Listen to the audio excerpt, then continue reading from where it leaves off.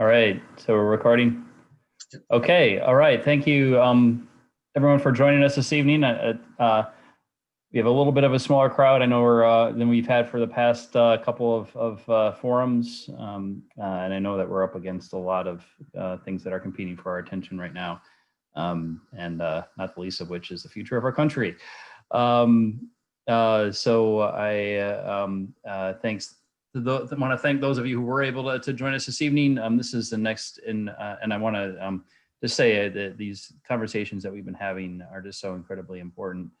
And whether we have a lot of people participating tonight or not and watching this, I think it's important for us to come together and talk about how the city is wrestling with these issues. I hope we do have some time to have a good discussion tonight. This will be recorded and available for later viewing. So I want to thank the council members who were able to join. We've got District 2 council member and our moderator tonight, and Mayor Pro Tem Monroe Dennis. We've got from District 3, we have John Rigg and Robert Day. From District 4, we've got Denise Mitchell and Maria Mackey. We've also got from our staff, Bill Gardner, Tracy Clayton, Kaisha Barber, Teresa Way Pizzuti, and Frank Pacifico from our Department of Public Works, Bob Ryan from our Department of Public Services, Janine Miller, our city clerk, and then our panelists, who we will be getting more into shortly. Mr. Dennis will be introducing them. But I want to thank them for participating and joining us this evening. Dr. Oscar Barbarin, am I saying it right? Barbarin? Barbarin, from the University of Maryland. Dr. Stephen Thomas from the University of Maryland, and one of our state delegates from District 21, Jocelyn Pena-Melnick. So with that, Mr. Dennis, take it away. Thank you, Mr. Mayor, and greetings to everyone who's with us tonight. Again, I've had a chance to sort of informally chat with many of our panelists and our guests tonight. I don't know that I said hello to Delegate Pena-Melnick. Hello, Delegate Pena-Melnick. I would just also add that Delegate Pena-Melnick is a College Park resident, former council member for the city of College Park. So as we discuss the issues relative to College Park, I'm sure Delegate Pena-Melnick will have some inside experiences and will be able to help us. And so welcome, Delegate Pena-Melnick. And of course, we've chatted a little bit with Dr. Stephen Thomas from the University of Maryland. Dr. Thomas, as I was discussing with a bit earlier, has been involved in some College Park activities. He is a resident of the city of College Park. Resident of District 3. District 3, that's correct. And so Dr. Thomas has helped us with one or more of Dr. Martin Luther King celebrations. And of course, many of us know that Dr. Thomas sort of honchos the Mission of Mercy dental experience that we've had a number of times on the University of Maryland campus. So welcome, Dr. Thomas, and glad you're able to join us. honor and a pleasure. Okay, and then Dr. Oscar Barbarin from the University of Maryland. Also, I have personally connected with Dr. Barbarin as a part of Lakeland Community Heritage events and people who have been associated with Lakeland Community Heritage Project. Sandy and Dr. Forrest Tyler, who are residents in Berwyn, were sort of the impetus for starting the Lakeland Community Heritage Project. And so I've met Dr. Barbarin as he was a colleague of Dr. Forrest Tyler at University of Maryland. So welcome, Dr. Barbarin, and glad you're able to join us again tonight. And so with that, we have come up with a list of discussion questions. So what my mission is to try to ask these questions and ask our panelists to speak to these questions as they relate to experiences in or around College Park. And so without further ado, I'm going to pose the first question, and then I think I will just out of the sky pick a first respondent, and then we'll go round robin on all of those questions. And so the first question is, what do you feel are the greatest challenges for people of color in College Park? What do you feel are the greatest challenges for people of color of College Park? And I will, out of the sky, I'm just going to pick Dr. Thomas as the first respondent.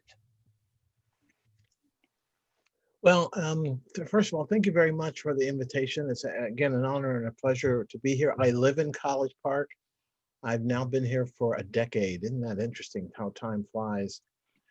And so in some ways, as maybe still as a bit of a newcomer, I like to keep my eyes open for discovery. So I would simply say this: sometimes you don't know when you're in College Park.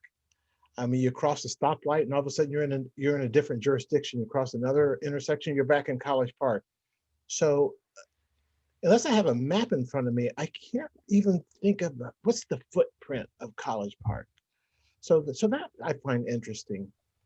But the other thing I find interesting is that I'm walking around Lake Artemisia and I'm looking at these historic panels. Again, I'm a newcomer, so I'm looking at not just at the ducks and the birds, but hey, we had a Black mayor of College Park out of Lakeland. My undergrad students have no idea. So the Black history of College Park is almost a secret. Now I've been here 10 years. I'm actively looking, but I can tell you as I interact with many people, they're surprised when I tell them, do you know there was a Black mayor of College Park back in the 19, whatever the year was? Did you know about Lakeland? And I have to tell them where the intersection is and show them the banners. So what an amazing story. I picked up the book. There's one of these books they have on these on the communities. And again, a little hidden gem. So I think that the challenge is to make that history more than a museum, that it's a living history even as we speak. And I voted early. I went to the Xfinity Center, and I am telling you, I could not believe how many Black people were in that line. And I'm saying, these are my neighbors, or else we wouldn't be at the same polling station, right? So if your life is on campus and revolves around campus and all the students, it can overwhelm what you might think is the actual population of people who live here, which is actually a non-significant, I mean, it is a significant Black population in College Park with a history whose roots go deep into the origins of our university. And I think that, to me, is an opportunity, especially after this election, to lift up those contributions, and we're still here. And then it makes all the successes that we do make even more relevant when you see how far we've come. So I'm very proud to be here, not only in College Park, but in the state of Maryland. I love Maryland. All I gotta do is look around these other states. I'm saying, I'm so glad I'm in Maryland, but we are in a bit of a bubble. And it's simply the last thing I'll say is this: I had a faculty member, white faculty member, who got recruited away to the University of Wisconsin. And she said her kids went to their new school. And the first thing they did when they came home, they said, "Mommy, where's all the Black kids? Here are white kids who had never been around all white kids." And it was unsettling to them. So the gym that we have here in College Park is our diversity. I don't think it should be a secret. I think we should be the model.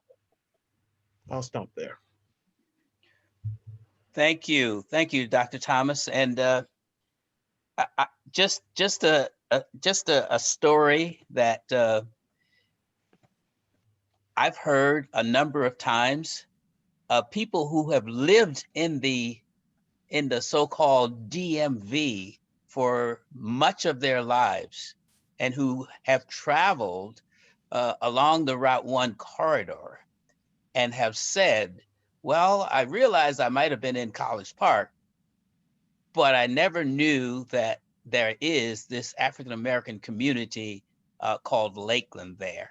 And so you're just adding to that legend about the African-American community here in the city of College Park.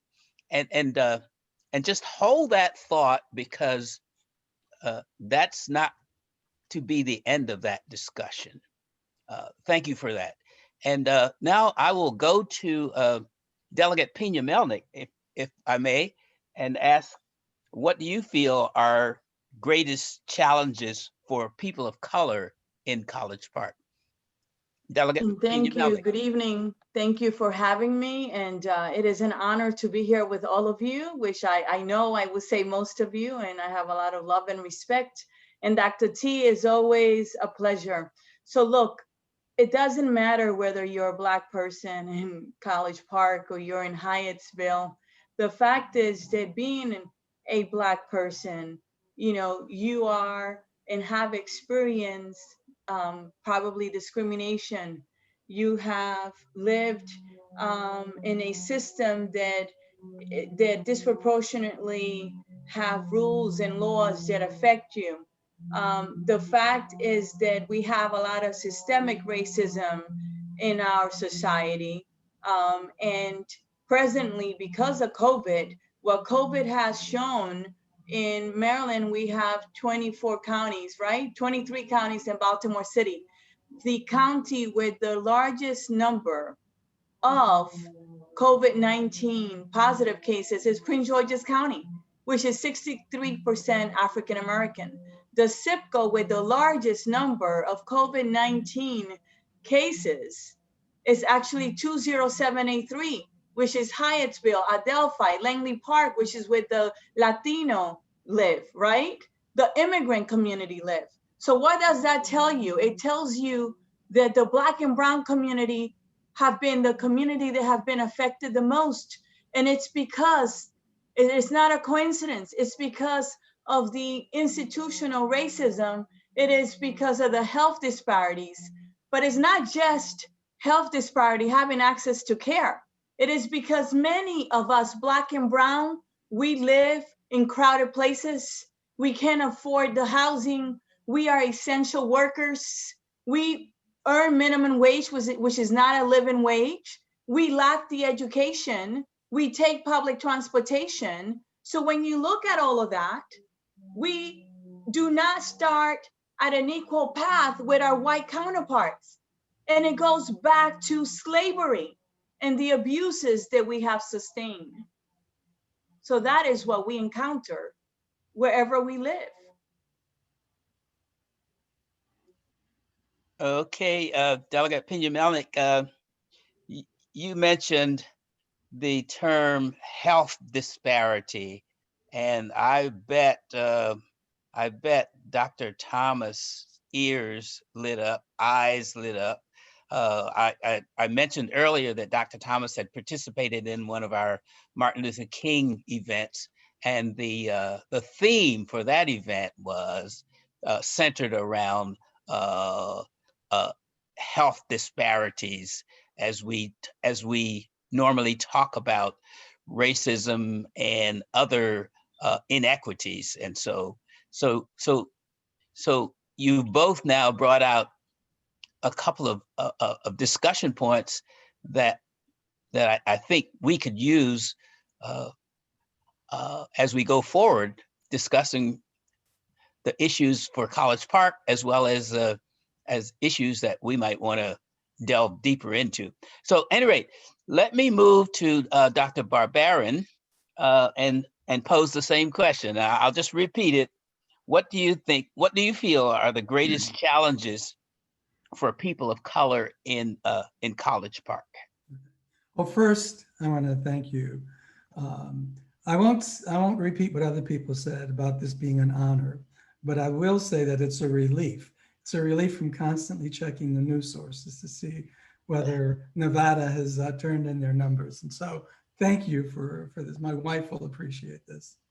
The other thing I would also say is that I have lived in College Park, and to some extent, Dr. Thomas's notion of you're not quite sure where you are I think is true, and I think it's part of the challenge.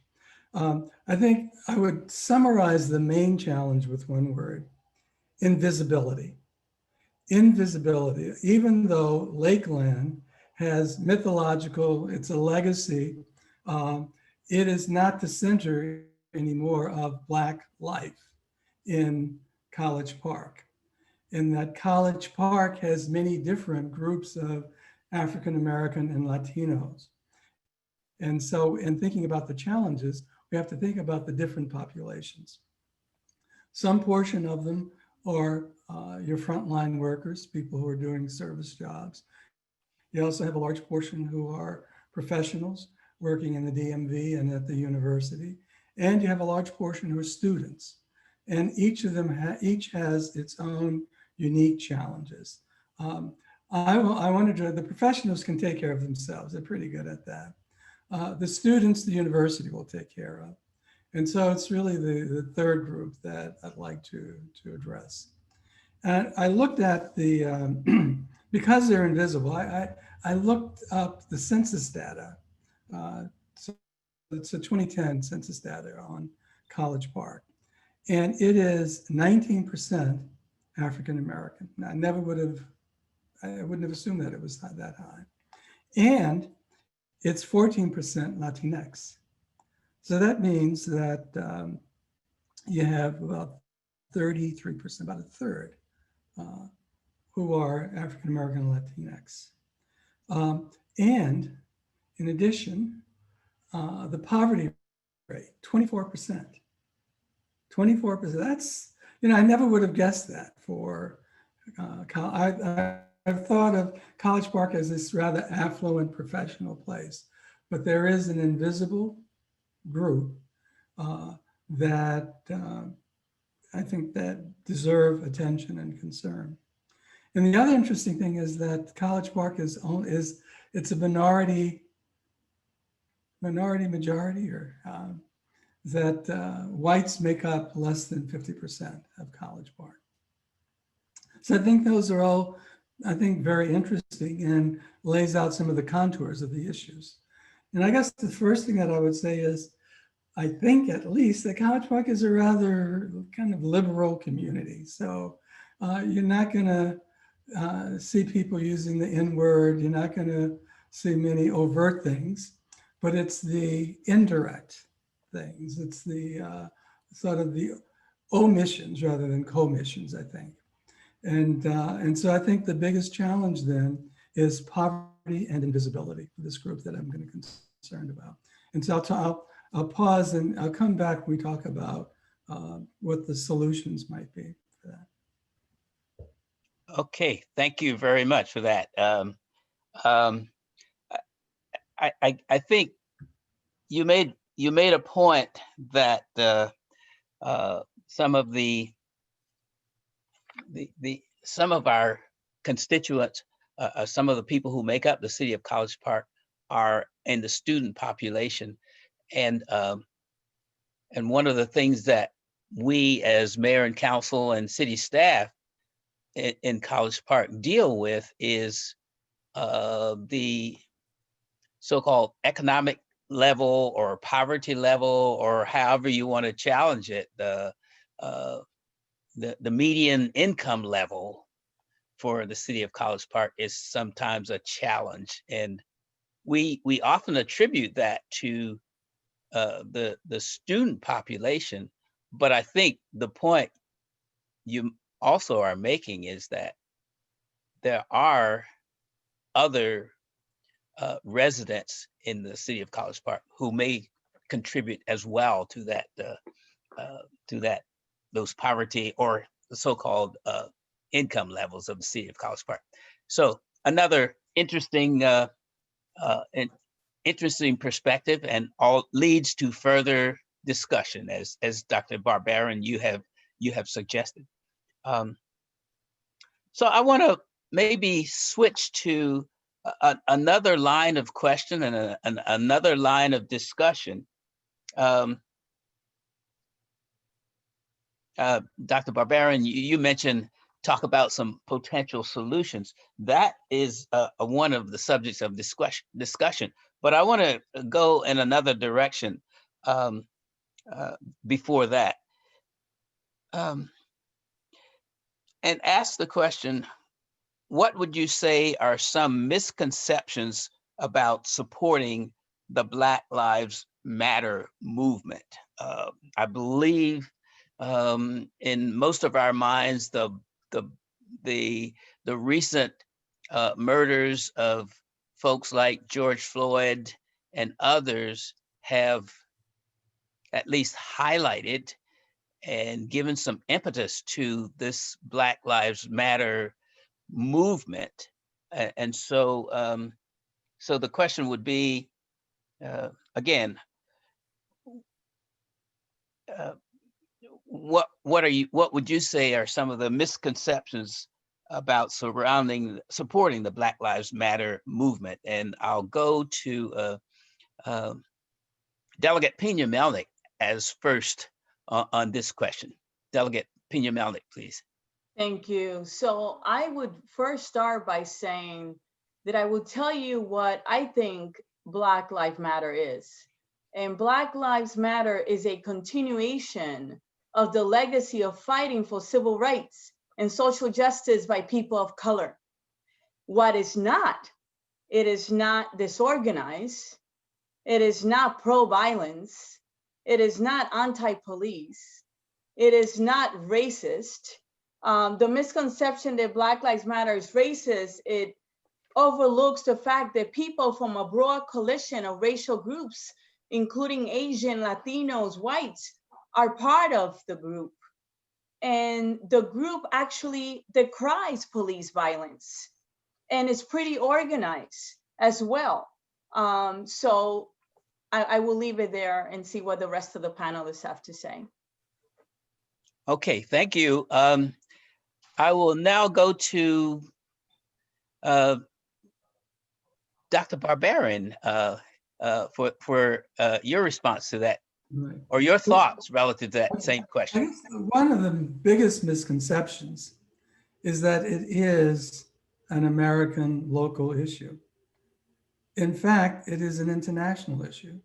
And so it's much broader than the kinds of issues, it's something that people around the world have said, hey, we have similar things going on here. And so to that extent, I think it has, because of its currency around the world, I think it'll have much more staying power because it taps into something that touches a lot of people.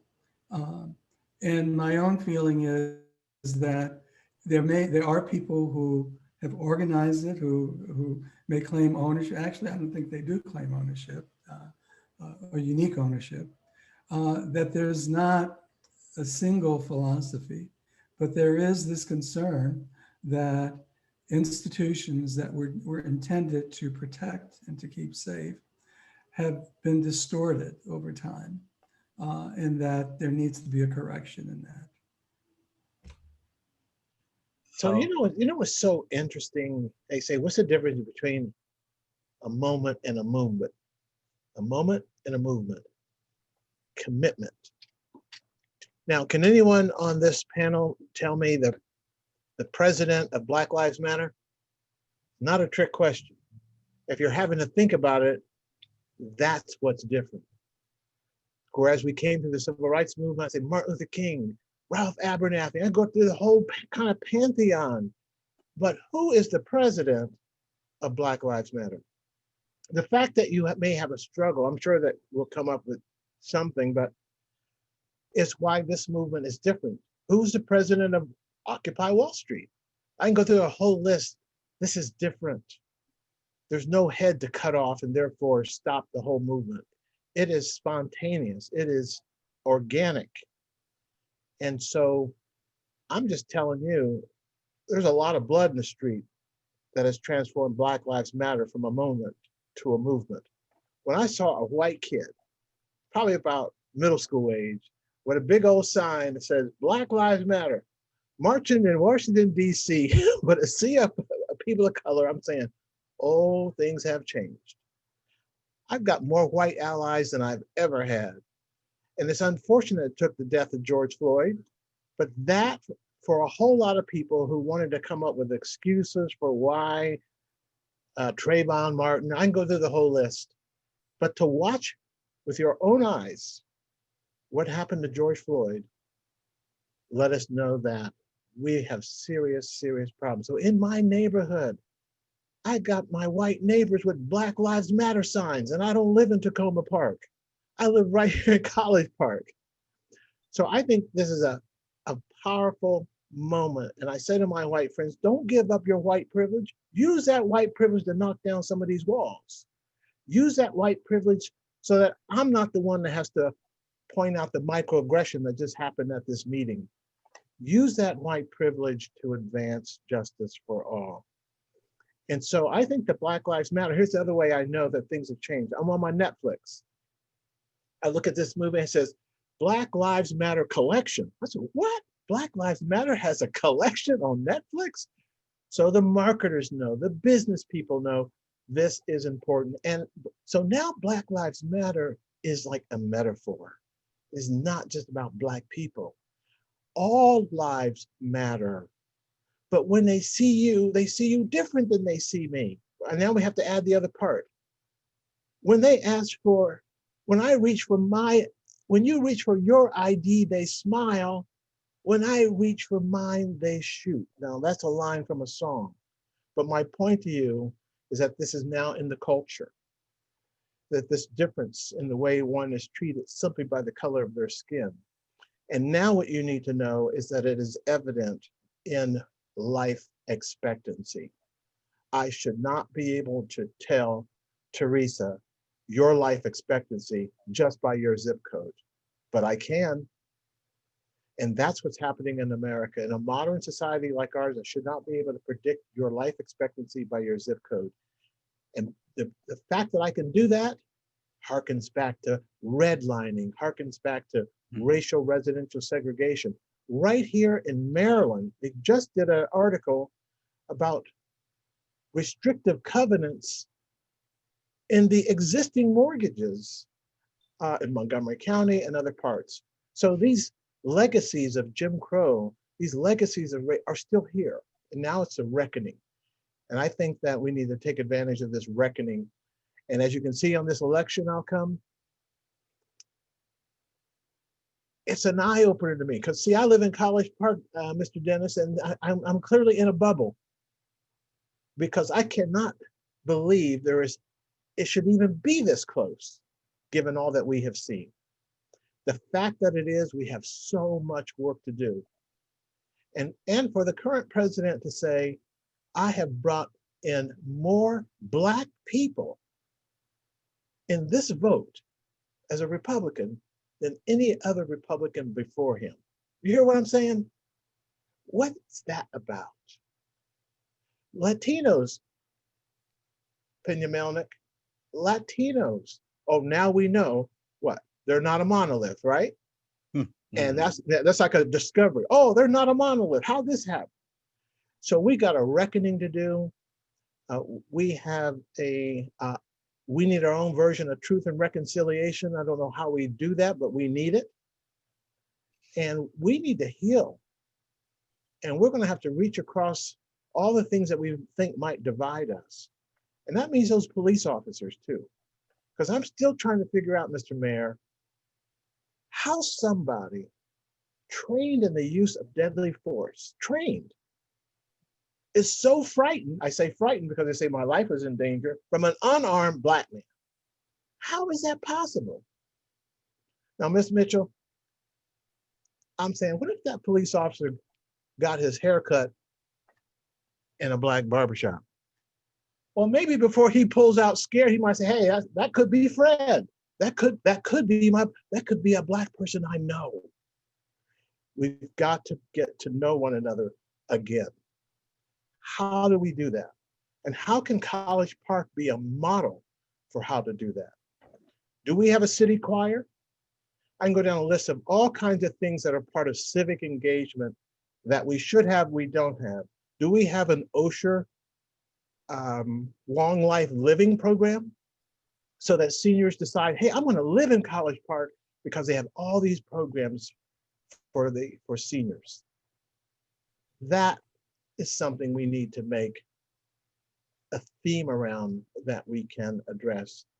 Because as diverse as we are and as progressive as we are, we had a hate crime murder on our campus.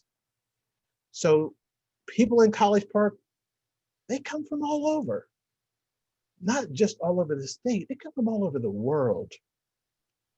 And if we don't have a identity, a sense of who we are as a culture, then it just ebbs and flows with the next wave of students or the next wave of whatever is coming.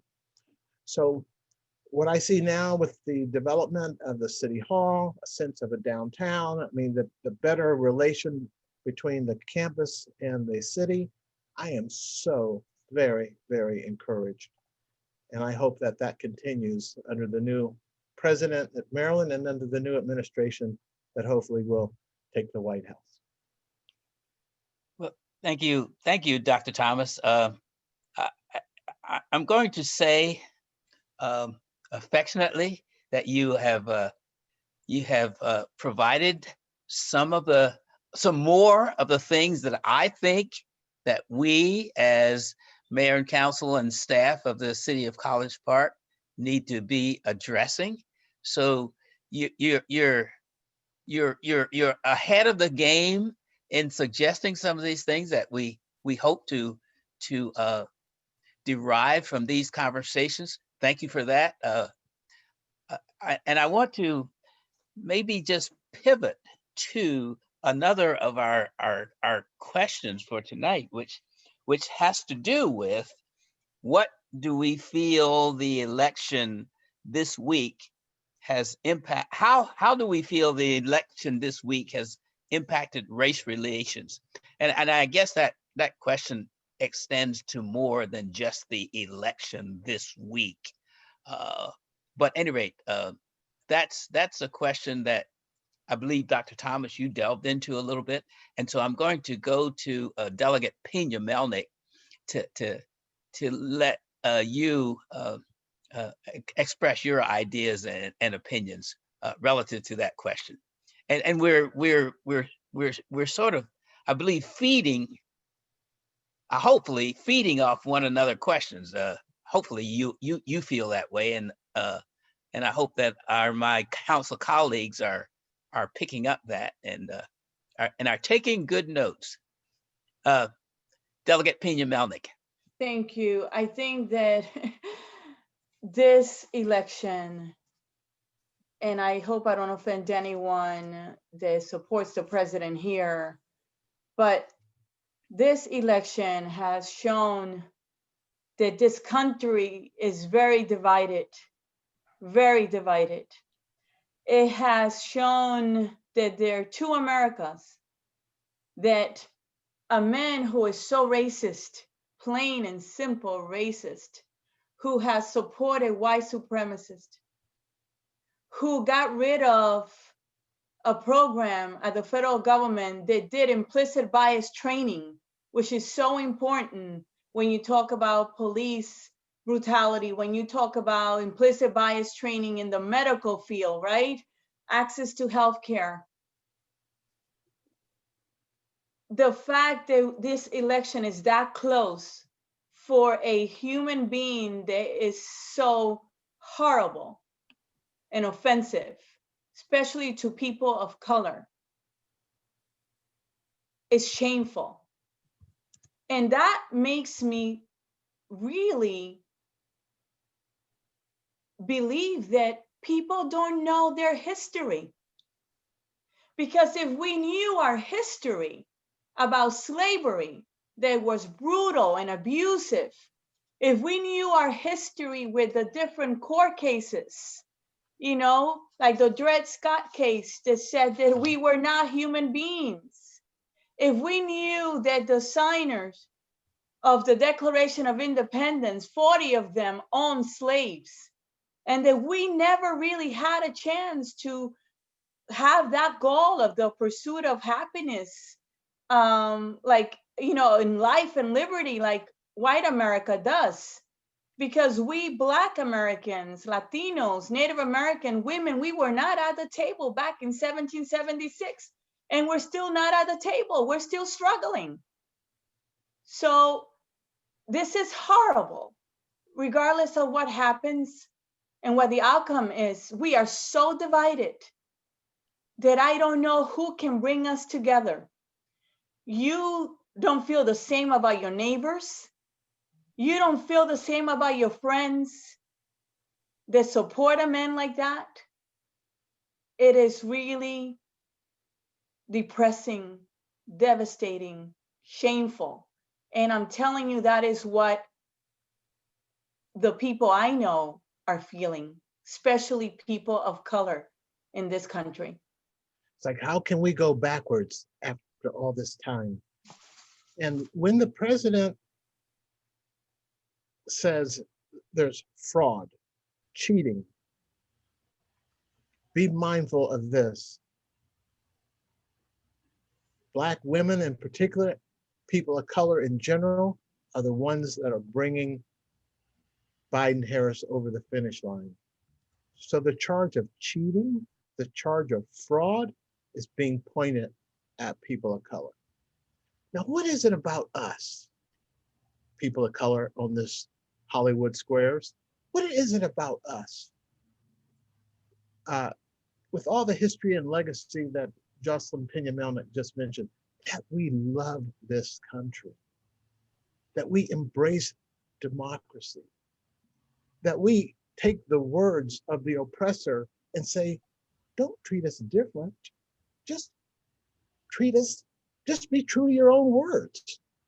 We're giving them back their own words of their Declaration of Independence, their own words of the Constitution. We're doing that. We are fighting for democracy.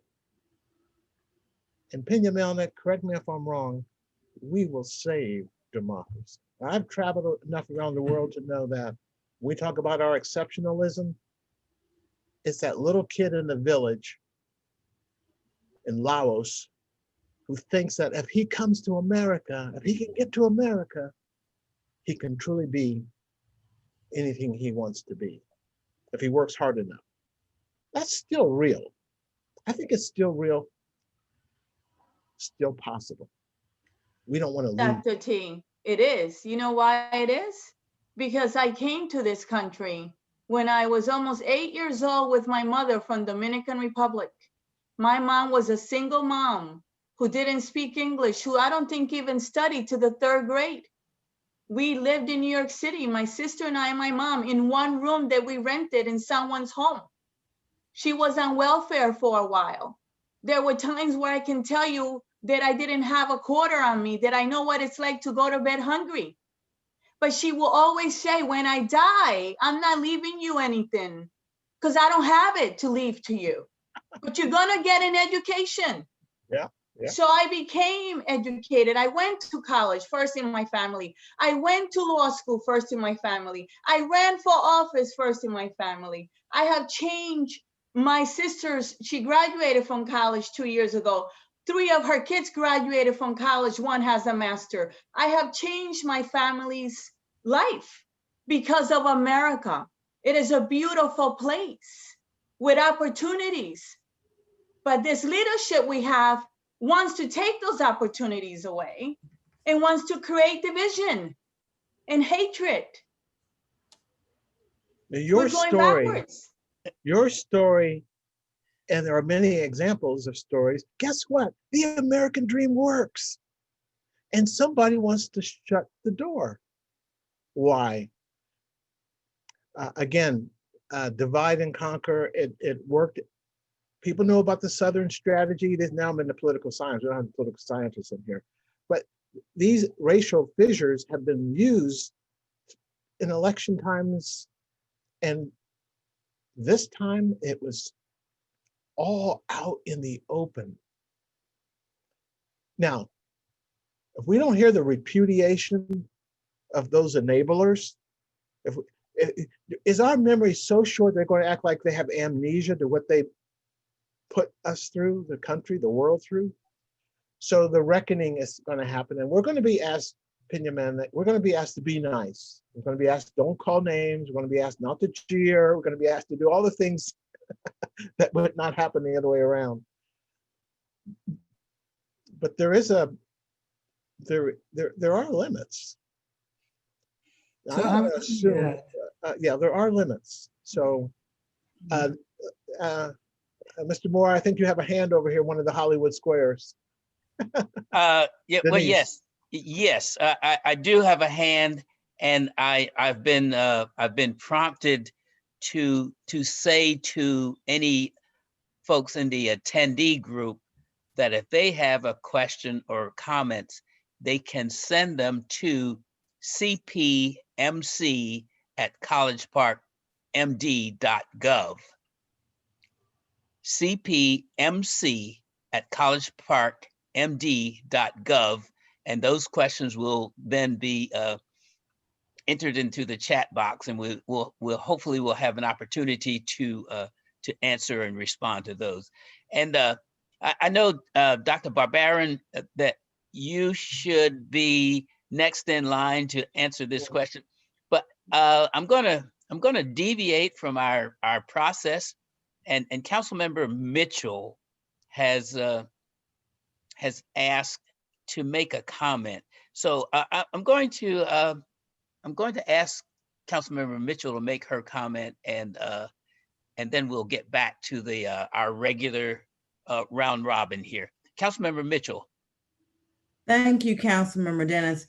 Thank you, Dr. Thomas, for your words that you just echoed, and to also Delegate Pena-Melnick and to Dr. Barbarin. My dad passed about a week ago. And how ironic, we were talking about the elections, the upcoming elections, and he was praying. I apologize for whatever political affiliation you were with, and he was just praying that I just hope I get to see that former Vice President Biden and Kamala Harris wins, because it means too much to me for what I have, the road and journey that I led. He would have been 90 years of age on November the 1st.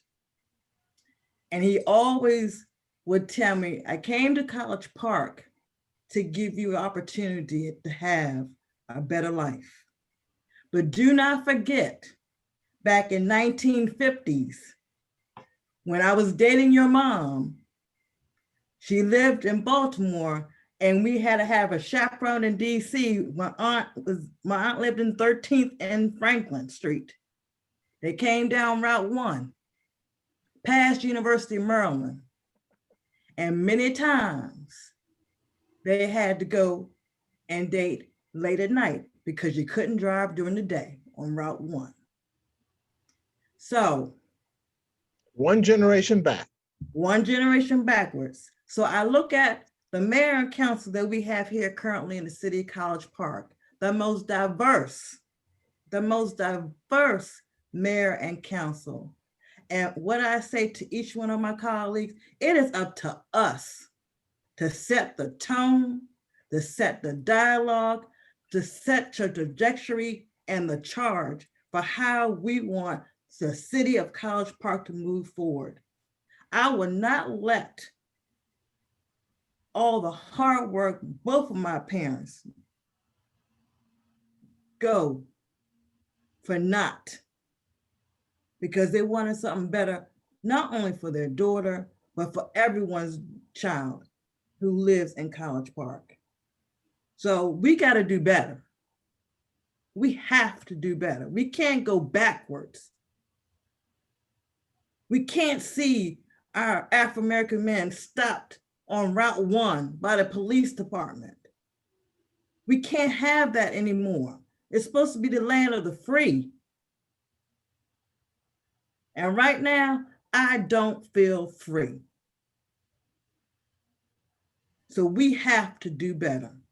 And excuse me, I'm getting emotional, but it's in my heart and I had to say it. Thank you. Thank you. Thank you so much. Thank you, Councilmember Mitchell. And as our council colleagues and our staff have been saying all week, or for more than a week, we have you and your family in our prayers and in our thoughts. And actually, I shouldn't go this personal story route, but I know your parents have relatives and have spent lots of time in Baltimore. As a matter of fact, your dad is a graduate of my alma mater, Morgan State University. Both of them. And so both of them. And so it is one fellow whose name was Parren Mitchell, who was a Baltimorean who was not allowed to enter certain level of the University of Maryland here in College Park some time ago. So we are all paying homage to folks like Parren Mitchell, your parents, our parents. And so thank you for that. And I want to get back to you, Dr. Barbarin. We've said a lot about this current election and the impact on race relations. Do you have, what would you have to say to round out this question? Thank you. Well, I'm afraid I'll have to end on a somber note. I think that this election has been quite depressing. I think it will be depressing to lots of people. Even if the Democratic candidate wins. First, it's clear how many people have supported the current administration and supported their legislators in the Congress, which means that we have a much longer road to hoe, that it's not over, even if the presidency were gained. And I'll just recall for you that 4 years ago, at this time, after Trump was elected, I pasted on my bulletin board a piece of paper with two things, the letters or the numbers 1 through 4. And each year at the end of his term, I would scratch off a number counting down the time when I hope we would be saved. And the other thing on that board were some words that I'd like to read to you from the Negro National Anthem. Stony the road we trod, bitter the chastening rod, felt in the days when hope unborn had died. Yet with a steady beat, have not our weary feet come to the place for which our fathers sighed. And for me, with that, and it's very relevant today, because what it means is we still have a long ways to go. I think the tide will turn, but it's not turning this year. It may be 5 years, it may be 10 years, but we have to have faith. We have to have people like the delegate continuing to push, people in the council in College Park continuing to push. But it is not over, and we are just beginning to wage this battle. Well, I hope it's not 5 years. I actually think COVID is an act of nature. COVID has humbled us as a people. Do you know that the size of that virus is it's microscopic, and it has brought us to our knees. It doesn't care about party, doesn't care about jurisdiction. And so I think that that's going to be a sobering wake-up call, that we can mess around here and let the whole thing go down. That's what the world is watching.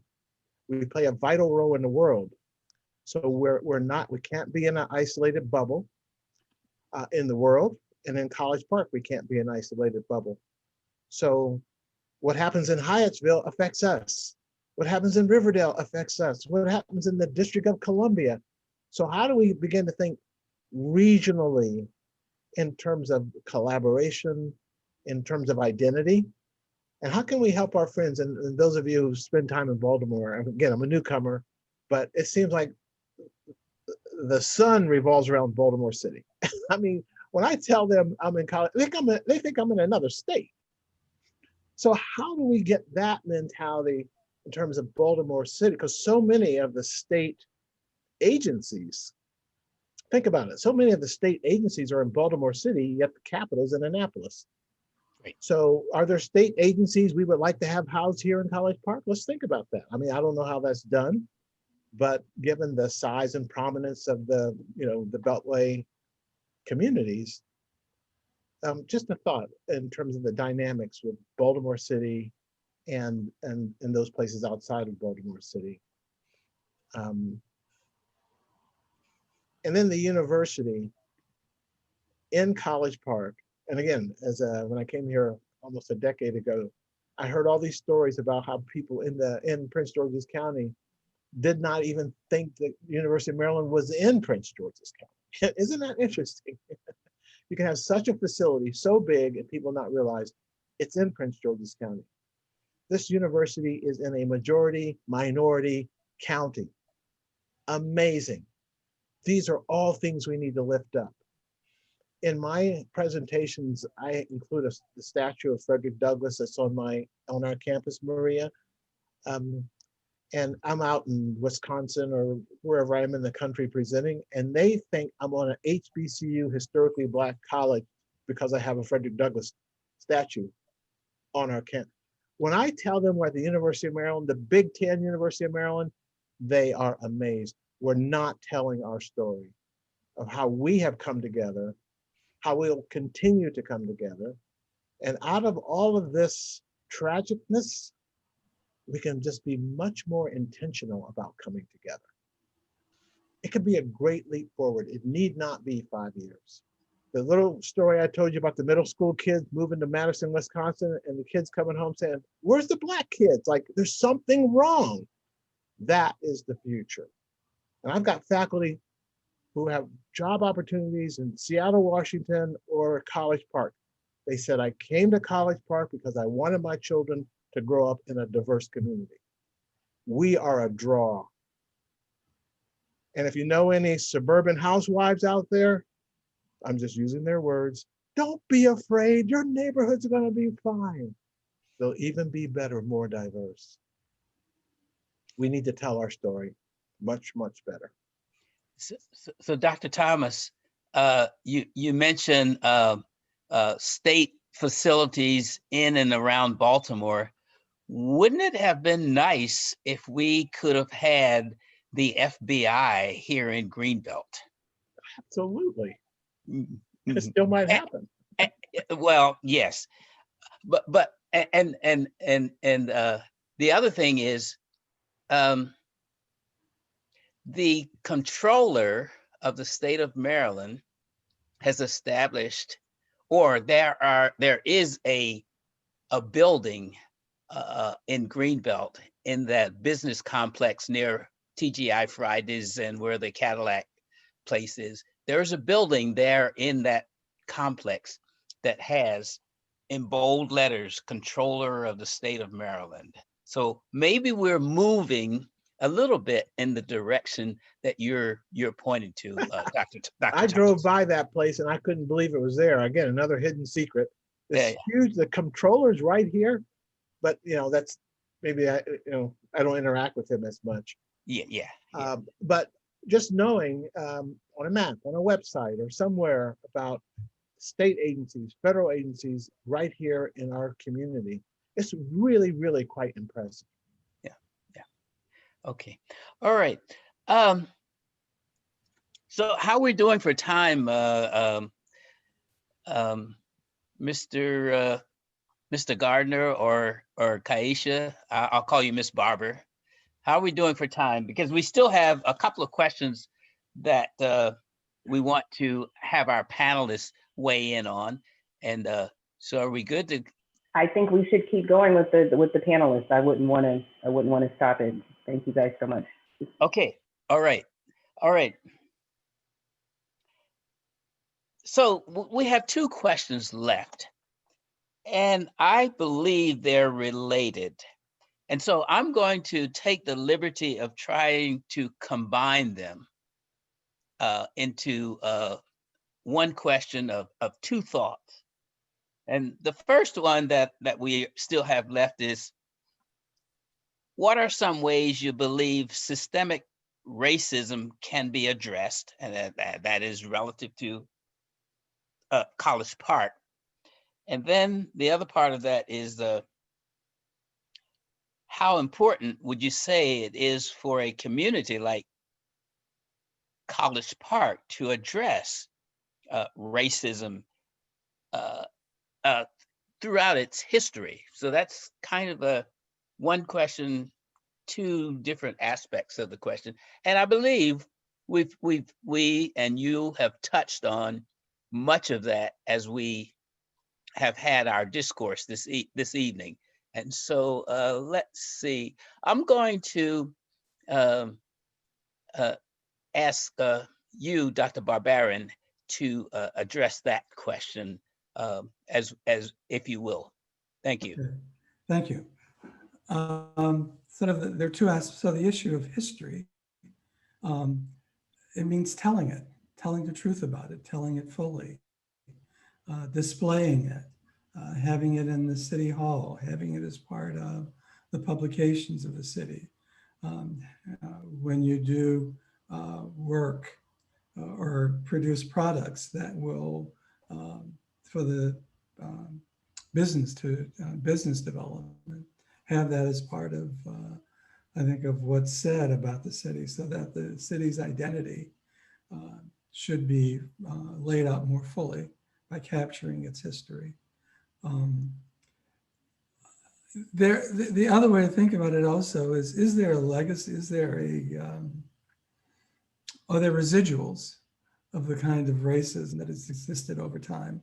And for example, the impact of the cost of housing, of people being relegated to particularly that they've achieved less growth and wealth because of practices of the city. And does the city have an obligation now to redress that? So I'll throw out the word reparations. Is there a basis? Is there a community that has been harmed that we should think about reparations? And they can come in a variety of ways. So for example, I'll use an example of Georgetown, where for the descendants of the slaves that were sold into the South, they're offering free tuition. So what about for residents, the children of residents, to be able to offer scholarships for college, say, to guarantee 2 years of college to residents as a form of reparation? Then there are other ways, and I guess I would say, I'm answering implicitly yes to the question, is this something College Park should do? I can think about current day racism and structural inequities and how do we overcome it? And it seems to me that has even more currency. The fact that you have a population of poor people living in the county who are probably serving others in this area, in the wider area, who are barely able to make a living, who are not able to provide to their families the things that middle-class families are able to provide. So why would it be so outlandish for College Park as a community to say, we're going to provide to kids the same kinds of resources that middle-class families provide to their children. So we're going to provide after-care program, after-school programs, enrichment programs. We're going to provide summer programs. We're going to make sure that kids have opportunities to do things, to be exposed to things. We can draw on the university, draw on students, volunteers to provide these kinds of services for children from pre-K all the way up through high school. And if we top that off with some forms of scholarships, legacy scholarships,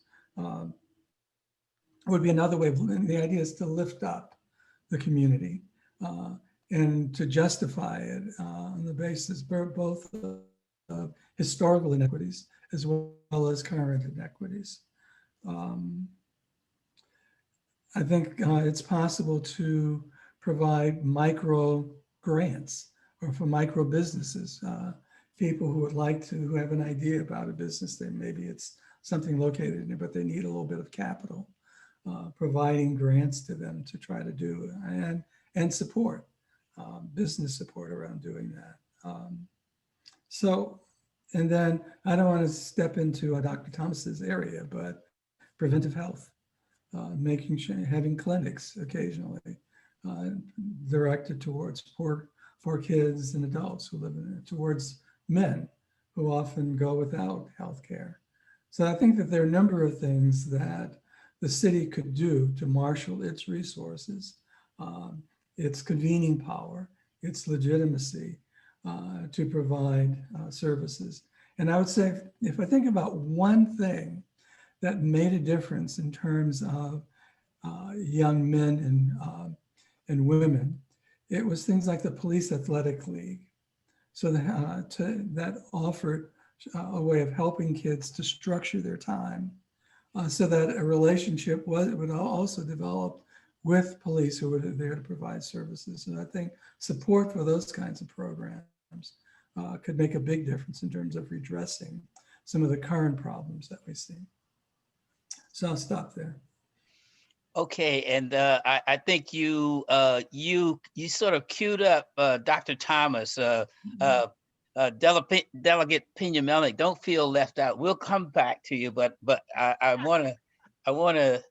wanna see the interplay and the back and forth between Dr. Barbarin and Dr. Thomas, especially as it relates to health inequities and those issues. So, Dr. Thomas, you're on, please. So, Dr. Barbarin, the whole area of health equity has a huge, big tent. I love that you can speak to it as a sociologist, and Pena-Melnick speaks to it as a policy person. So we believe in health in all policy, and I think that could be an area where there's things like that happening at the state level, things at the county level. How about a health and all policy work group, task force, whatever we want to call it, right here for College Park? Let me ask you a question. Who's the largest employer in College Park? University of Maryland. Thank you. I just wanted to put it out there. So let's put something on the largest employer in College Park. How can we be number one in world computer, number one in engineering, I got all kind of number ones. How can we be number one in all those things and our kids not know math? Our kids not know how to write? Our kids not know whatever it is they're not knowing to graduate and get into college? That should not happen. If you're in the radius of this magnificent institution, if you live in the shadow of these buildings, you should benefit from something. And the fact that we have kids not graduating from high school who live in College Park and not progressing says that that is a shadow that's stopping growth, not one that's making growth. Let's build those bridges even stronger. Every year there are departments that need projects, the business school.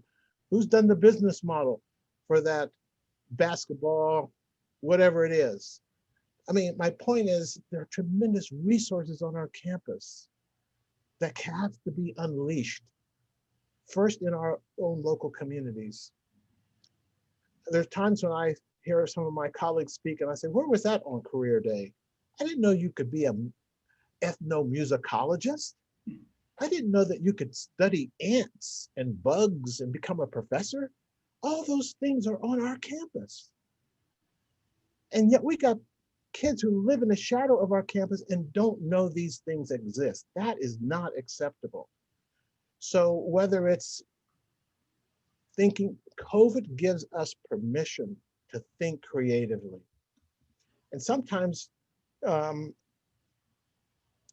race, I mean, listen, I'm old enough to remember that if I was in a meeting and brought up the word racism, it's like, who let the skunk in the room, okay? And now my white colleagues are writing memos. We want to be an anti-racist institution. I love the transformation. I love it. Let's embrace it. So Stephen, I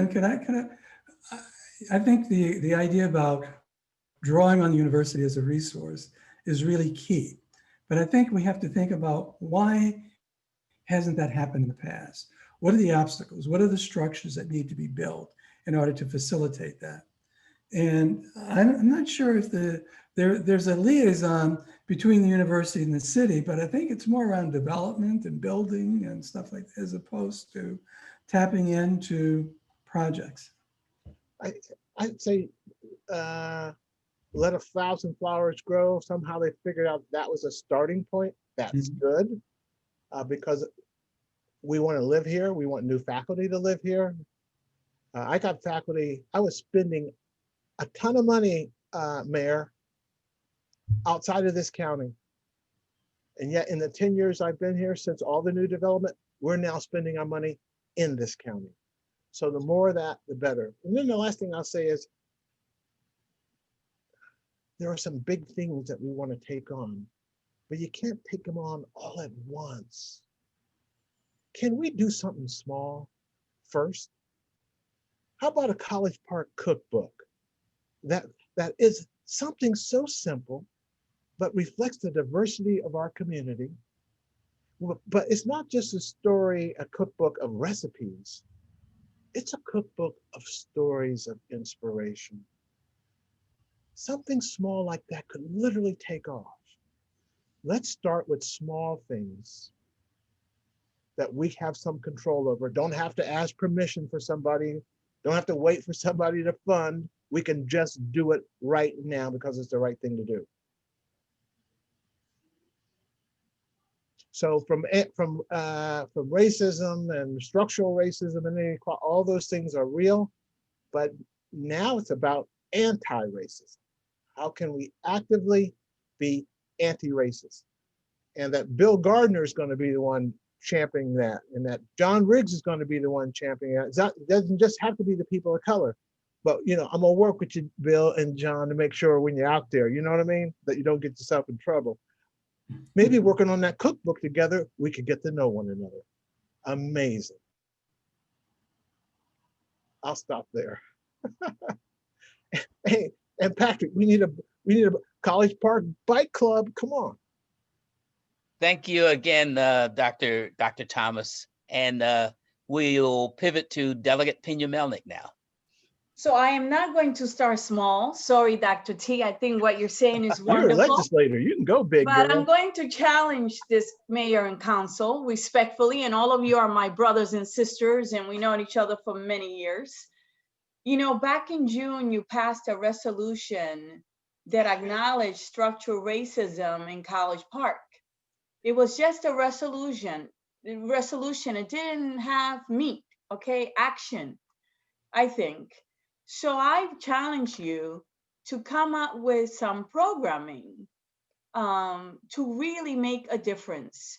So for example, when we all door knock, and we have all door knocked this city, and you go to the 4 quadrants, as I call it, District 1, 2, 3, and 4. When you go to the Lakeland community, you can tell a big difference from the rest of the city. How about helping that community, you know, and its members have an internship for a lot of young people out there that the city can provide a paid internship? Name it after perhaps the first mayor of color of College Park and his wife, everyone that's running for office said it at their table in their kitchen at some point or another. I know I did.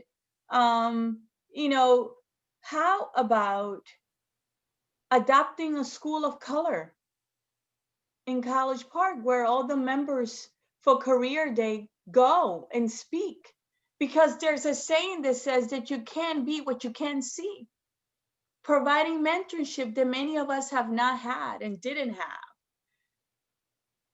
How about when you are approving these projects in the city, maybe setting aside an apartment or two for needy families?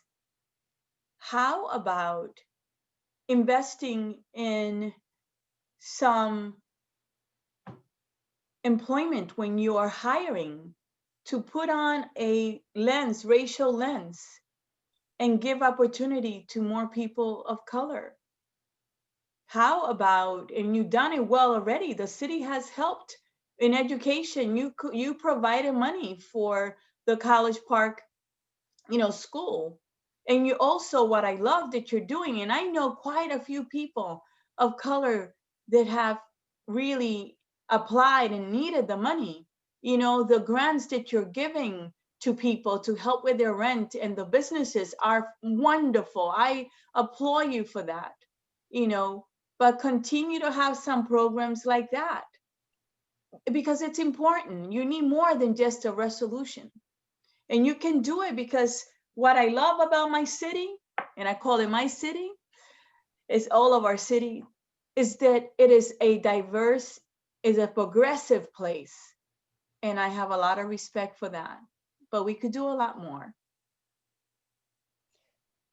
Thank you, Delegate Pena-Melnick. I'm going to be, I probably will get this wrong, but all of you have been straight men and straight women. This is not a comedy or anything like that, but all of you have been straight men and straight women in your discussions tonight. In two specific aspects. So we did our resolution 20R16, and we did say we would pay attention to racism in the management of the city of College Park.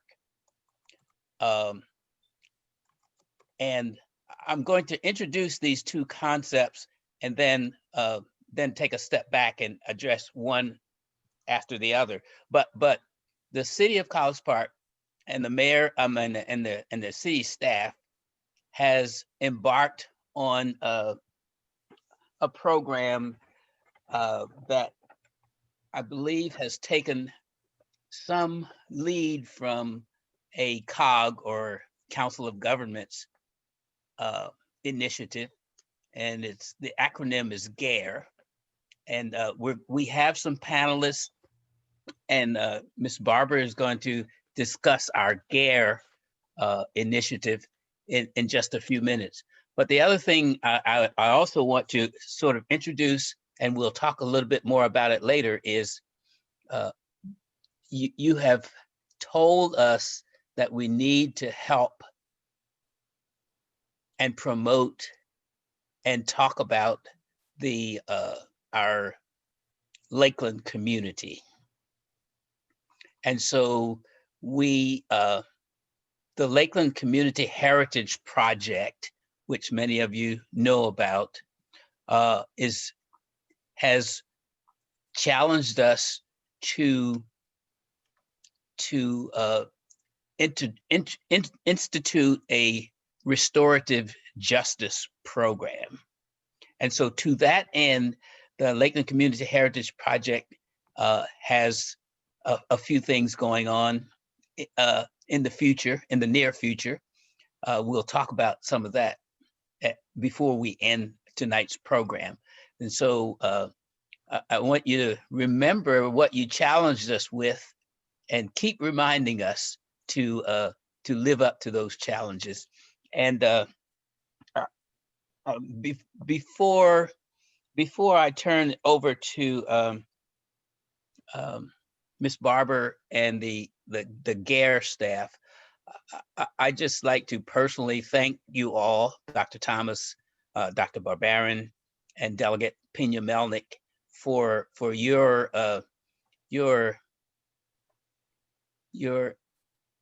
thoughtfulness and your challenges that you've rendered here tonight.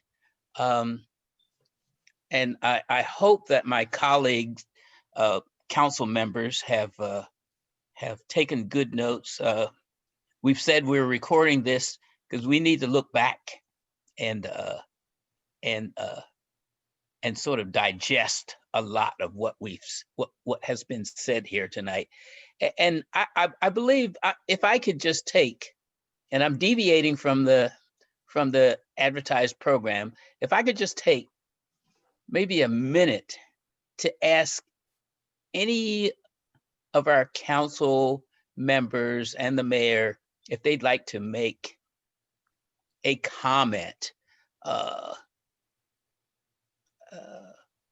in appreciation of our panelist discussion, and also leading into the GARE discussion and future activities in the from the city of College Park. And I'll start with I see Councilmember Day has raised his hand already.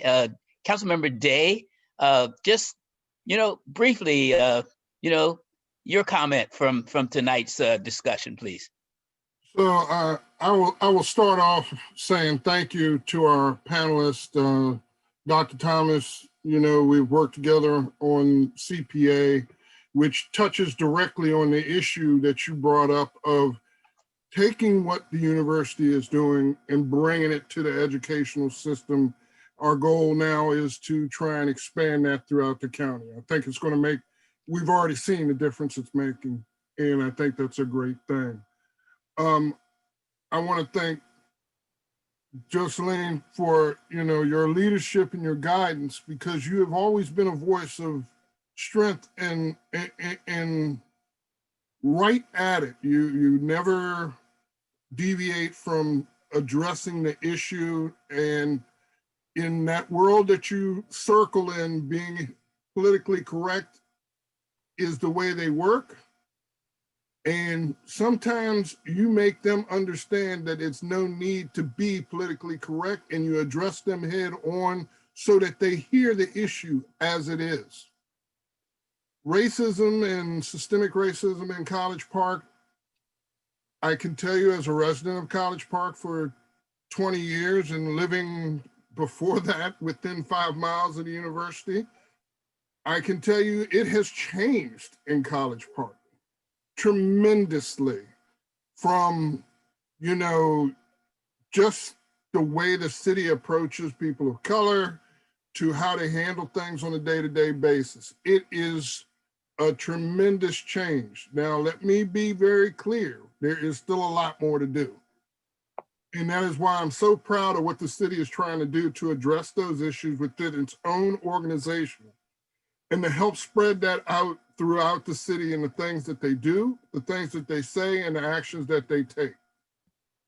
I will tell you, to my colleague, Ms. Mitchell, I have been on the other end of that police issues in College Park. Just driving down Route 1 and being stopped and put on the sidewalk just because they didn't want to deal with the real issue. A a light out on my car when a car that drove by me before they even stopped me had the back end tore off, and they chose to stop me. I can tell you that it was not a fun experience, but it was a very clear message that things have not changed as much as you would think. Luckily, it was cleared up rather quickly. I will just say, you know, we have a ways to go. We're starting the march. We're doing what needs to be done. And we're not just putting our mouth to things, we're actually putting actions and thoughts and processes behind the changes that we're trying to make. And that is how we're going to get to the point of making a difference in College Park. And Dr. Thomas, you are 100% correct when you say this area should be looked at as, you know, a model. There are studies that have been talking about diversity in our area. And I can tell you that within the Washington metropolitan Baltimore area, that we are part of a small region that is considered to be the most diverse population within a couple of miles of one another. So right around the university, it is the opportunity to take the diversity and use it as a tool to grow and build the right way of doing things and showing the world we know what we're doing. And I'll just leave it there. I want to thank my colleague, Mr. Monroe, for taking the reins on this one. And this has been a great to hear the comments and the discussions around the things that are going on. Thank you. Thank you, Mr. Day. And let's see, I know Councilmember Mitchell had her hand up, and we're not gonna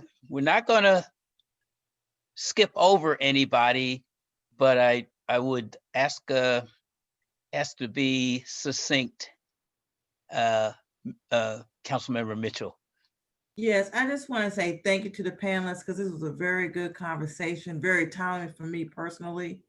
And I guess that was another reason why I wanted to raise the issue of the Human Rights Relations Commission that the city create, to talk about everything that we have discussed in these forums and bring it to one actual, have one actual commission talk about how we move it forward. So I think this is just a starting point. And to my colleague, Councilmember Day, I hear when you say about being stopped about the police. I understand it. I experience, not me experiencing, I've been with someone who experiences it as well as we also have to look at the words that we use when we talk to each other. It's very important. It's not acceptable to hear the N-word in 2020. It's not acceptable. And we have to change that. So thank you. Thank you, Councilmember Mitchell.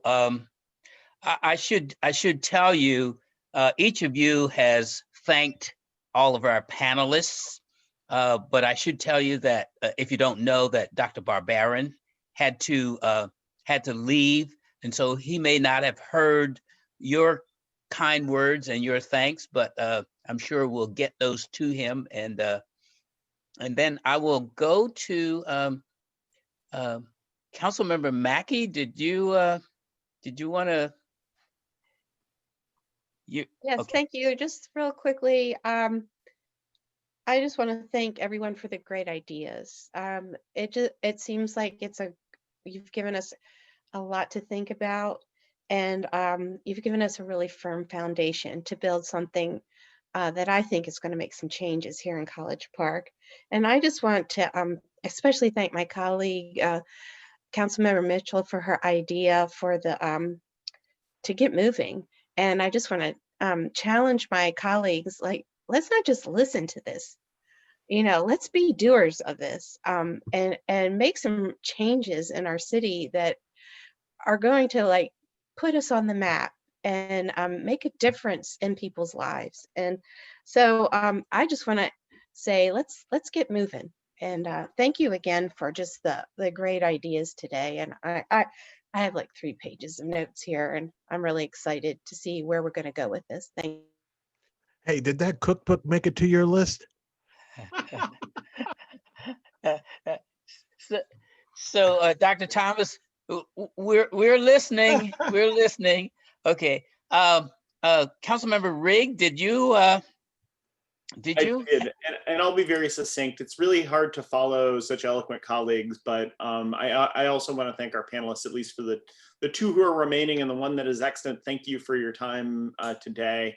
And in particular, you know, Dr. Thomas, the comments you had about College Park being a cocoon, yes, it is a diverse cocoon. It is a delightful place. There's a reason that we live here too. And there's a history of racism here that persists to this day. There's a straight line from 1977 and the cross that was burned on the front lawn of the Butler's house in West College Park to 2017 when Richard Spencer was stabbed on the University of Maryland campus. It's still here. It's still among us. And things that happen today, even as recently as this week, even as recently as while we started this this webinar, emphasize that this specter still haunts us, and we have a lot of work to do. And so, to my friend and colleague, Jocelyn Peña-Melnick, our resolution was a beginning point. It was the beginning of not a work group or not a talk group, but an action group. If I have my way, if this council has our way, there's substantial collective will to take action on these ideas and other ideas to make our city of College Park, our beloved city, a better, fairer, and more just place, a place that respects and honors the Black history, the Latino history of this place, and that institutes real programs, real opportunities to learn, to get to know each other, to learn about our history, and to support our residents of all backgrounds. So hang on to your hat, Delegate Peña-Melnick, because there's a lot more coming. This is not the end of the discussion. This is just the 3rd conversation. We got a lot of work to do, and I'm anxious to get underway. Thank you so much again for coming today, and it's delightful to see all of your faces. I miss meeting in person, so it's nice to see all of y'all. And I want to say, consider me a partner, because I don't like to just give suggestions. If I can help at the state level, let me know. I can tell you here that I have asked for a bill to be drafted. And I know Dr. T and I have done some work on this. They will declare racism as a public health crisis in the entire state of Maryland. It is not a resolution. It is a bill that has measurable goals with all the illnesses that affect, you know, the Black and Latino community. It is a bill that will call for implicit bias training for healthcare providers as well. It is a bill, and Dr. T doesn't know this, that would include that stakeholder group that you wanted, with all members from the housing, transportation, from the health department, that we will leave that body as part of the Maryland state government that will make recommendations to us as well. And then the final piece of the bill, it is a huge bill. I'm having another meeting tomorrow. We've been meeting for 5 months. It's the data collection, right? Because you need to collect the data so that you can guide the policy. So, you know, I consider you guys a partner, and I hope and pray that you will send a letter of support for the bill when the time comes, because you're wonderful with that. You are really organized. I love living here, and consider me a partner, okay? Thank you, Delegate Peña-Melnick. And where do we sign? You know, is it ready yet?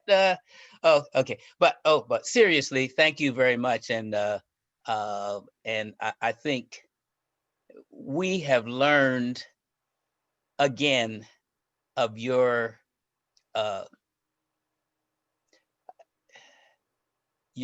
aggressiveness, your assertiveness, that leads you throughout your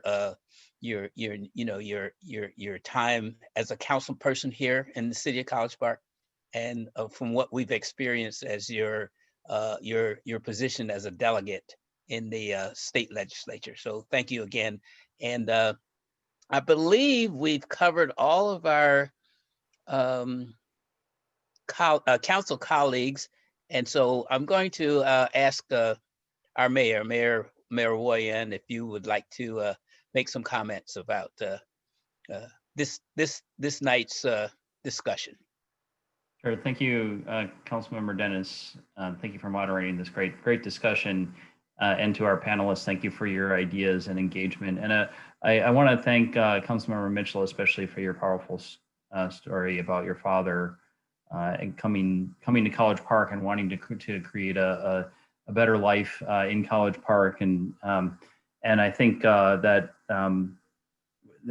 there's a promise that we make as a community to the people who live here, and it's a promise that's not always realized, but that we need to do everything we can to make sure that it is realized. And we as a community need to work together for that. It's not something that our elected officials and our council and our staff can do by ourselves.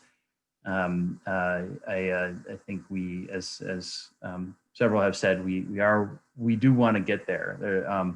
We do want to make real progress, and that's reflected in the resolution that we passed. But it's also reflected in the other work that we're doing.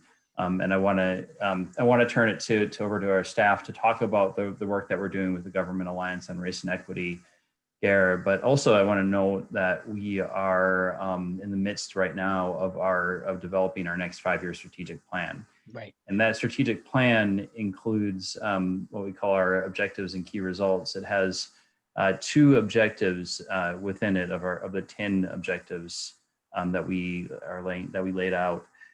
2 of them relate to celebrating our diversity and our history as a community, and also ensuring that we work in a way that is equitable for all of our communities and works to address disparities within our communities in all different ways, including disparities in the level of engagement. So we want to make sure that the people who are at the table in College Park are reflective of the community that lives here, that everybody has a place at the table, and that everybody is able to feels comfortable and confident in coming to their city government and knowing that if they have problems that we will be addressing them.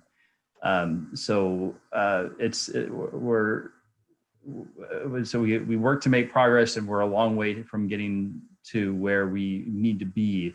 But I hope that working together and with ideas like the ones that we've been sharing tonight and conversations like the ones that we've been sharing tonight, that we will get there. So with that, I want to let Ms. Barber, our Director of Youth, Family, and Senior Services, talk about the work that we've been doing with GARE. Yeah, Mr. Mayor. So I believe that I'm going to sort of kick this off, and I see Dr.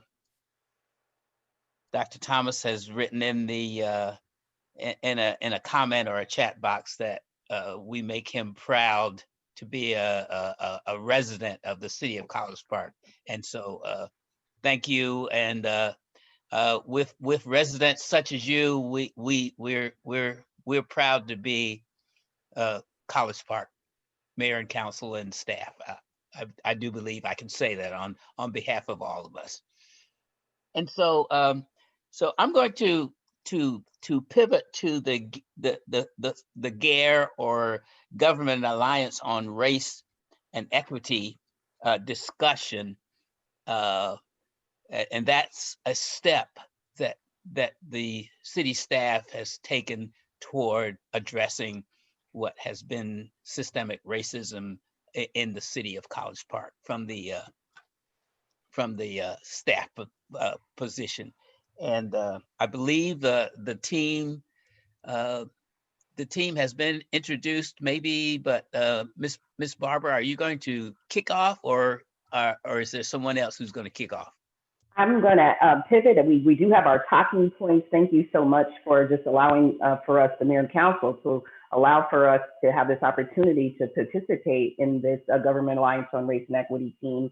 And I think each of us have a piece of the work we've been doing for the city and on behalf of the city for this cohort. And Assistant City Manager Bill Gardner is going to start us off, and I think we each have our part to explain and give a little bit of background of what we've been doing. All right, thank you, and thank you for the panelists this evening. I've enjoyed these sessions so much, and it's good to have an opportunity to talk with all of you. GARE, as many of you know, the Government Alliance on Race and Equity, it's a national organization. I think at the beginning of last year, they had about 150 government entities. There are probably over 200 government entities now. If you'd like to learn more, I'd encourage you to go to their website. It's racialequityalliance.org. Lots of good information. So GARE partnered with the Metropolitan Washington Council of Governments, COG, to sponsor a training cohort last year. And the city of College Park joined, and we were with about 10 or 12 other jurisdictions from Gaithersburg in the north down to Charles County in the south to really help us learn about institutional racism and how we as a government entity can help overcome it.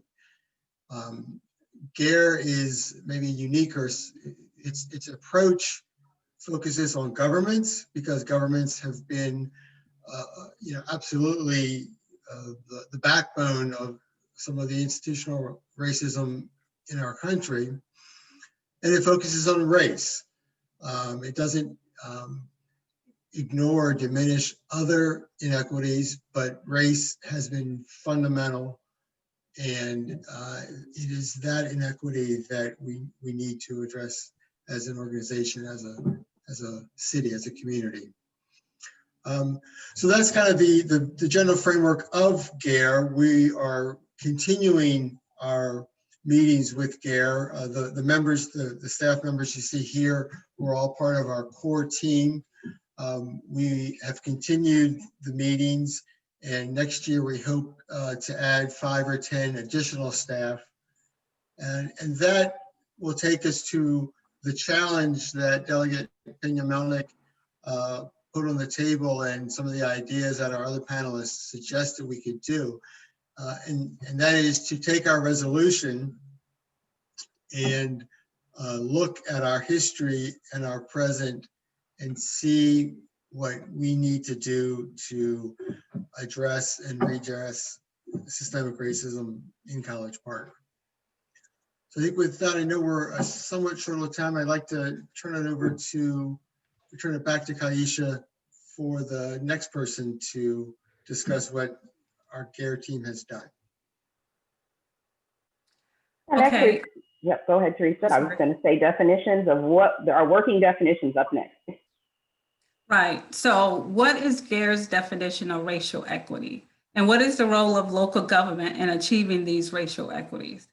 So the definition for GARE is when race can no longer be used to predict life's outcomes and outcomes for all groups are improved. So what is the role of local government?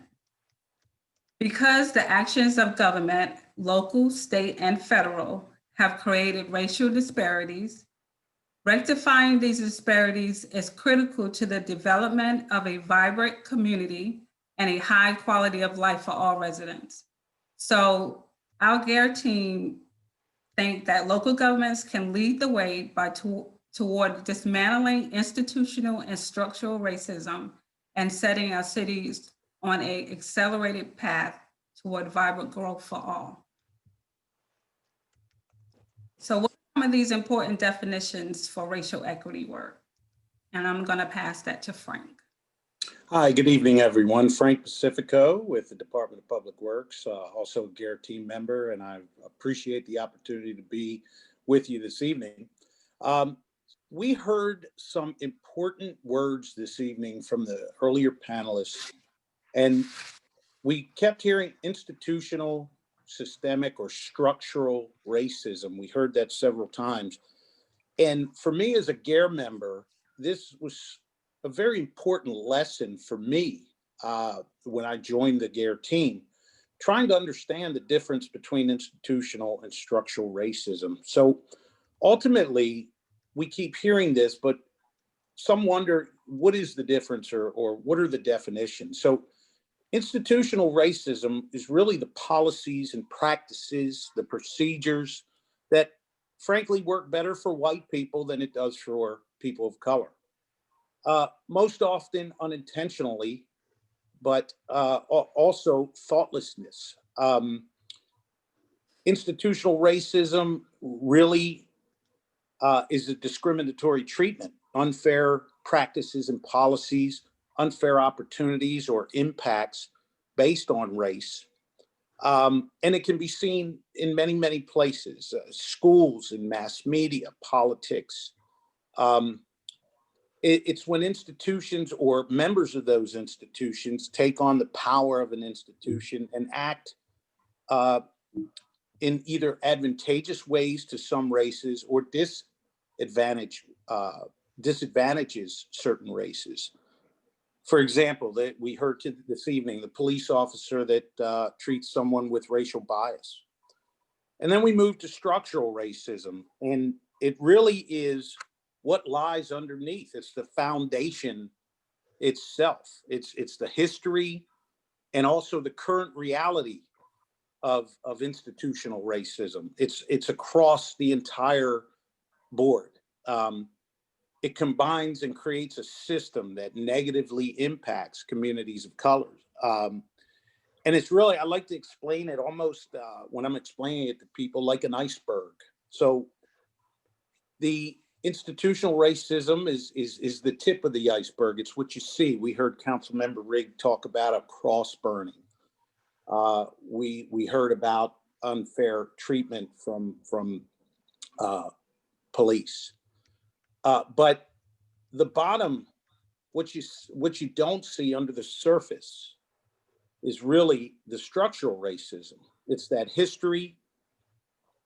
It's interconnected institutions, the policies, the relationships, and really it's the dominance of a certain culture. And it's created through time. It's the actual history that lies beneath. So now it becomes structural racism. It becomes a normalized and replicated act or event. And it becomes really, it's adopted across society. And these are the things that the GARE team are working to help prevent, to come up with recommendations on how to change this as we work towards the future. And I'd like to pass this on to our colleague. I believe it's Tracy. We'll talk a little bit about the racial equity tool and what the GARE process actually is. Good evening, everyone. I'm Tracy Clayton, and I work in the finance department for the city of College Park.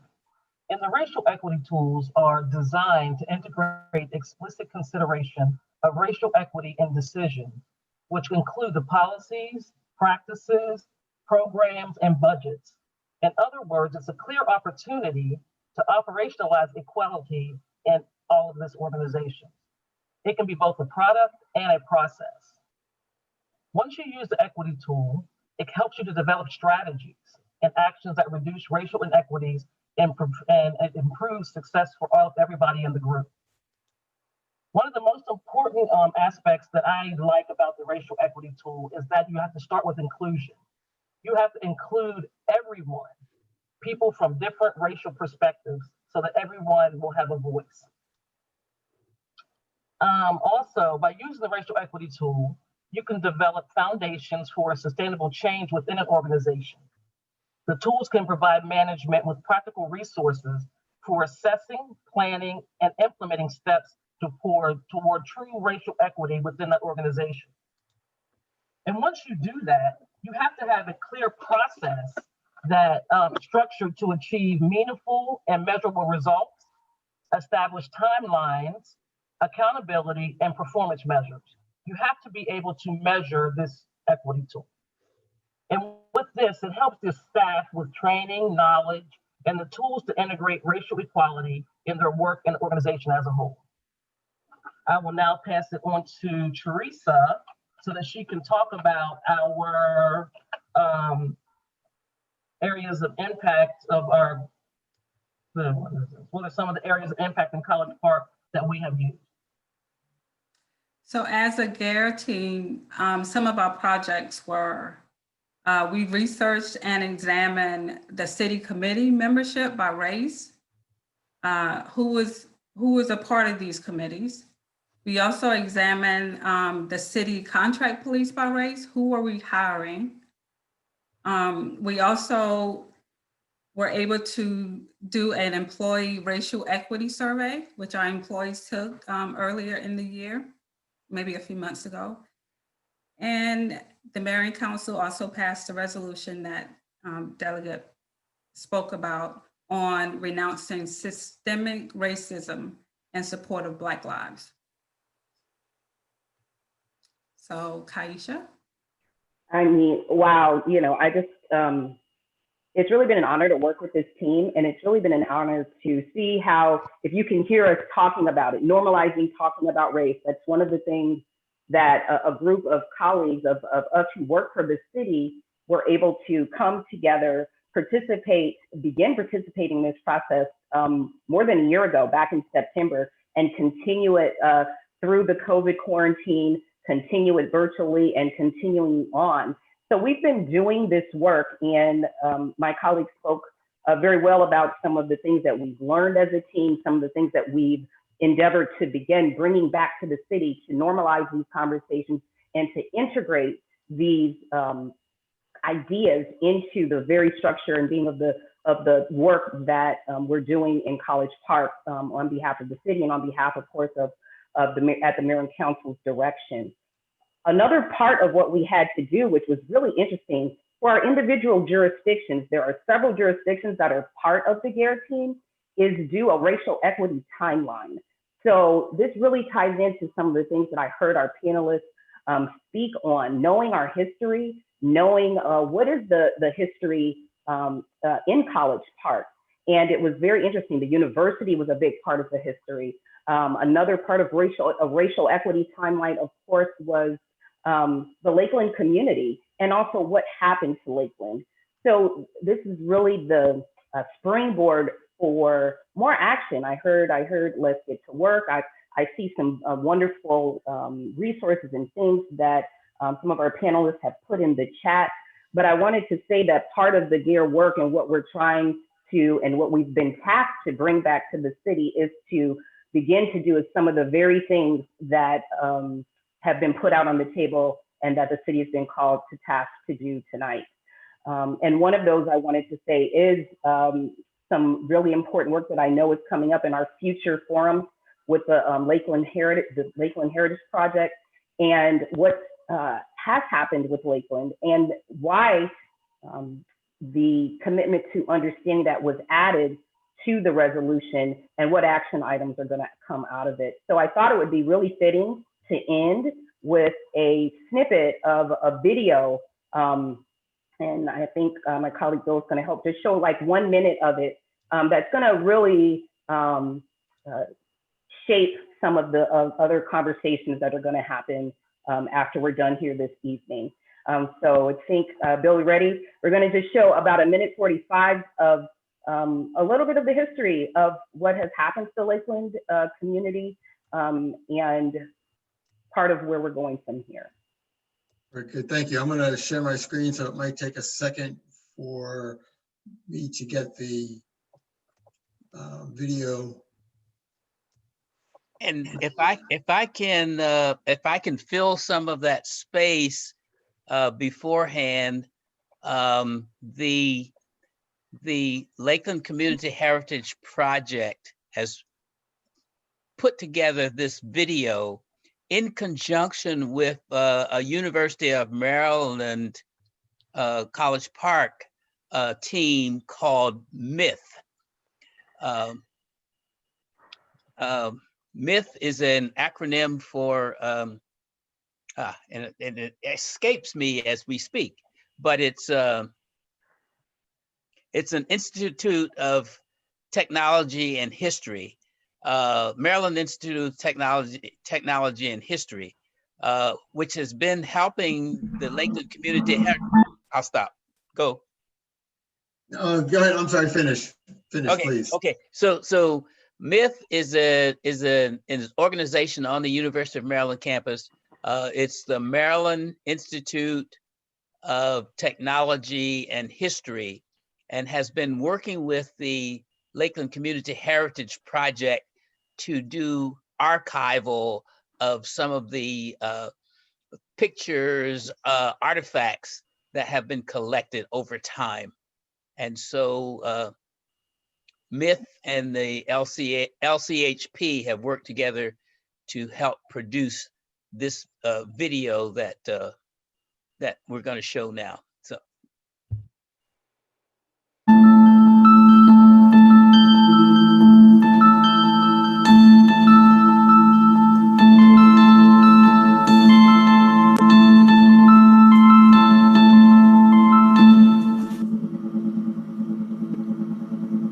Driving along US 1, you see new high-rise developments along strip shopping centers and fast food shops.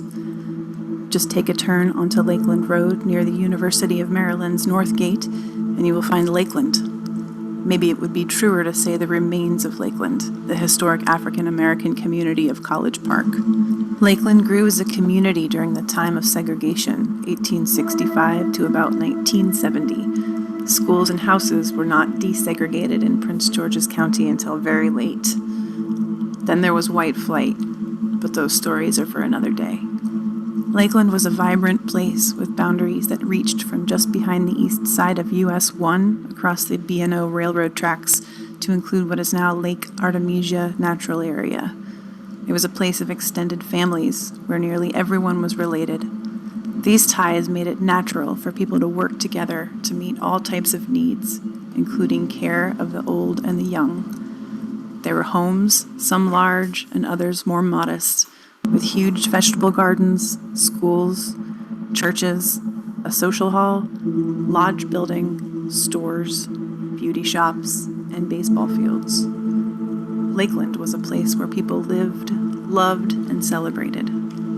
So, what happened? Urban renewal happened.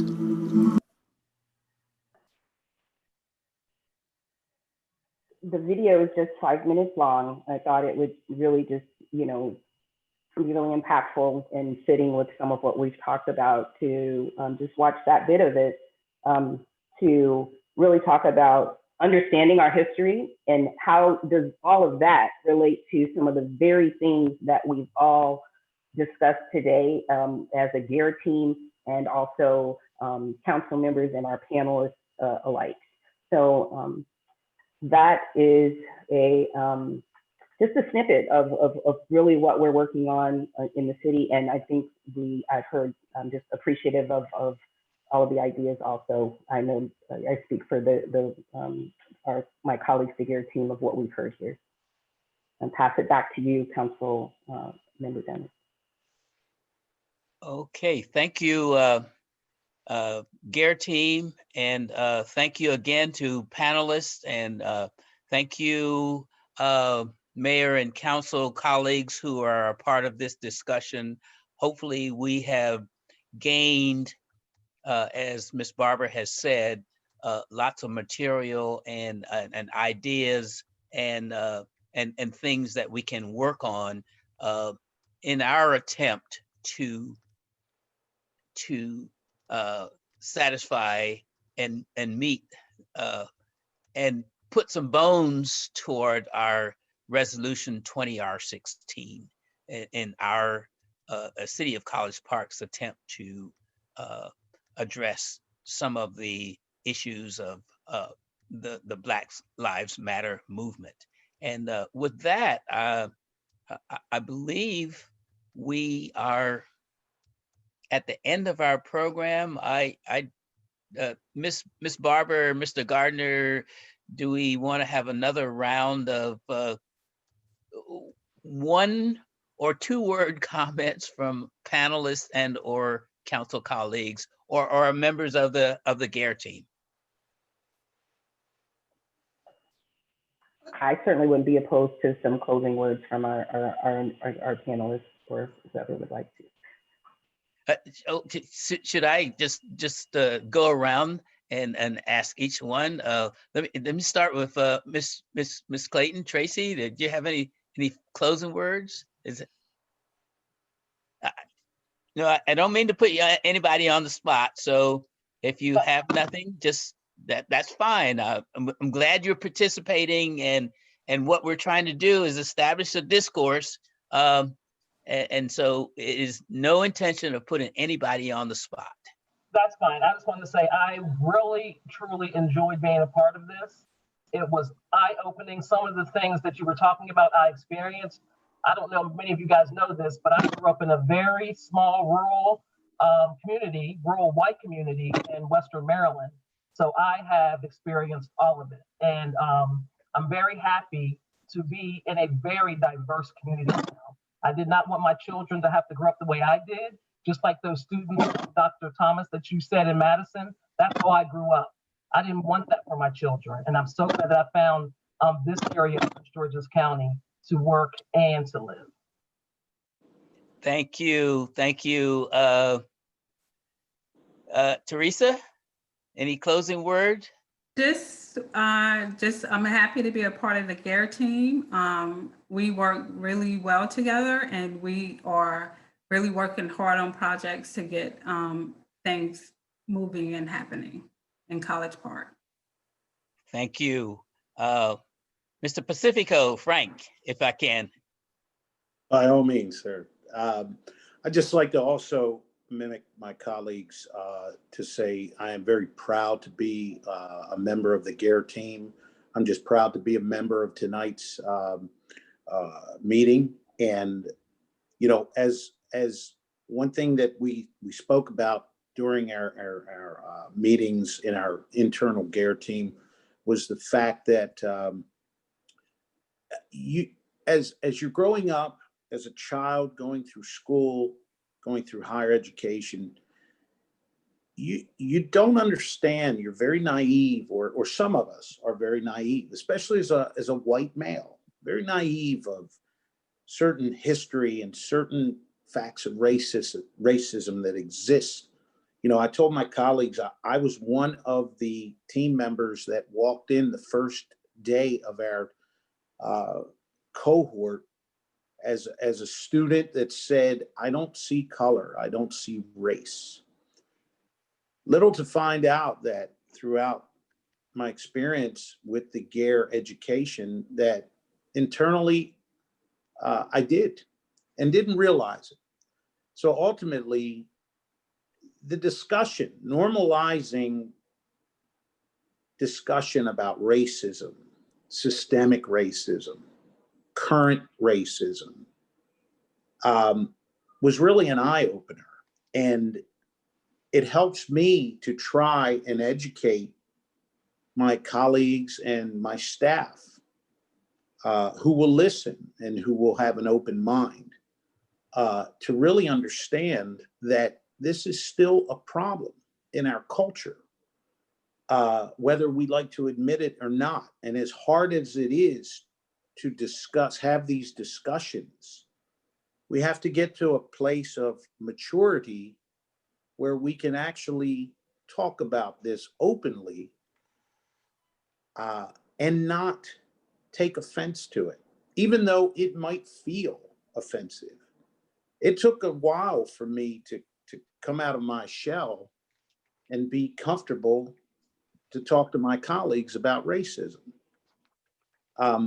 So just trying to understand and be open-minded, and really what an education.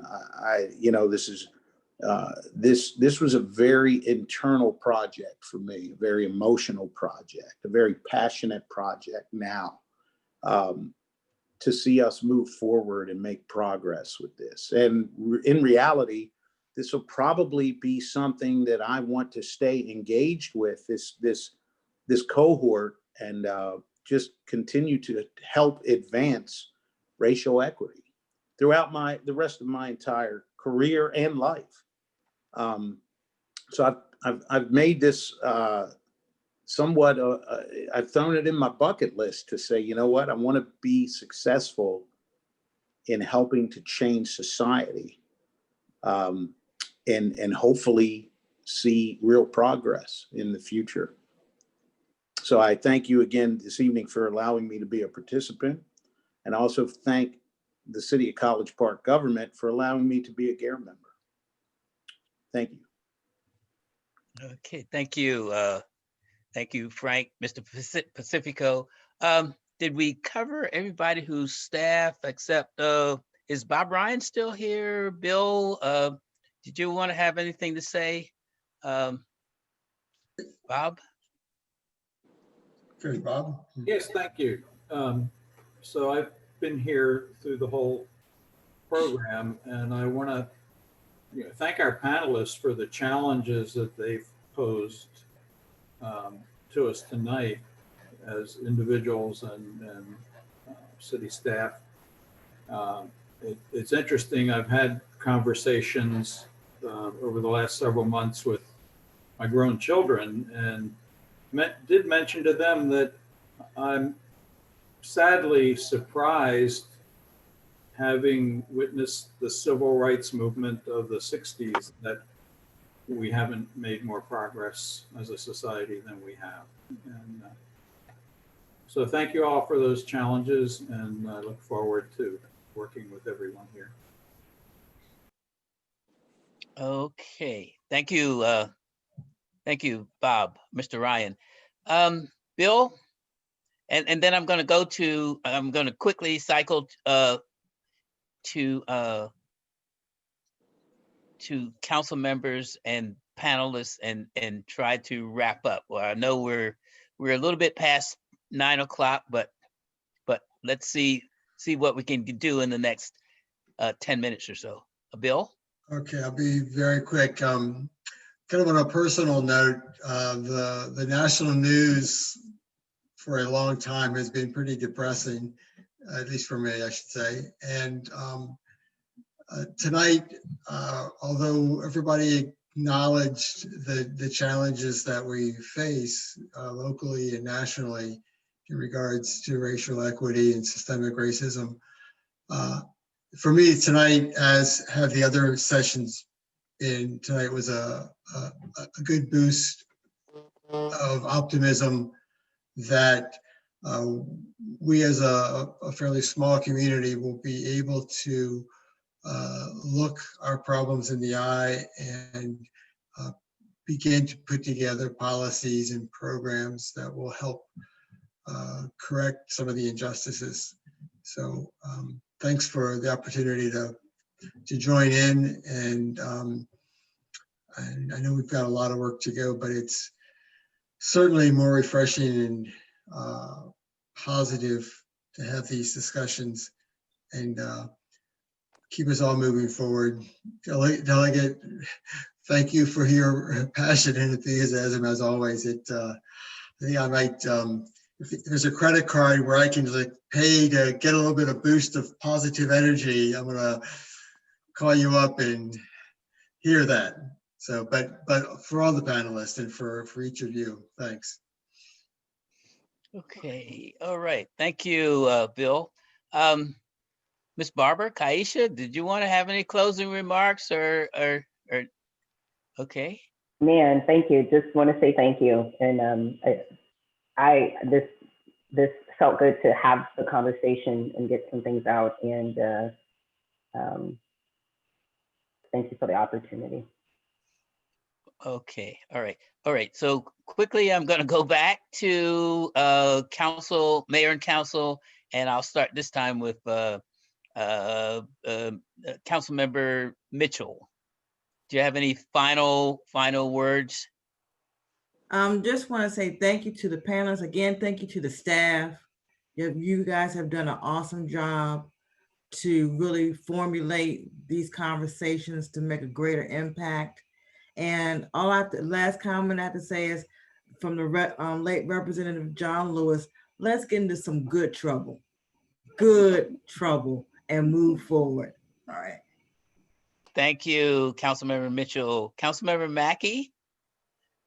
Everyone just spoke so well tonight. I don't think I can add anything to it. I'm just really looking forward to the next steps. And thank you so much for just everybody for what you said tonight and what you've been doing. And even for all the past panels that we've had. It's just made a real difference in my life. And I really thank you for that. All right. Okay. Thank you, Councilmember Mackey. Councilmember Rigg. And Councilmember Rigg, can you do succinct? I can do succinct. Okay, good. I'm proud of us. I'm proud of our community. I'm proud of where we've been. Yeah. But I'm especially proud of where I know we're all going. Thank you all for your time tonight. Okay, thank you, Councilmember Rigg. Councilmember Day? So first I'll say thank you to the panelists real quick for being a part of this.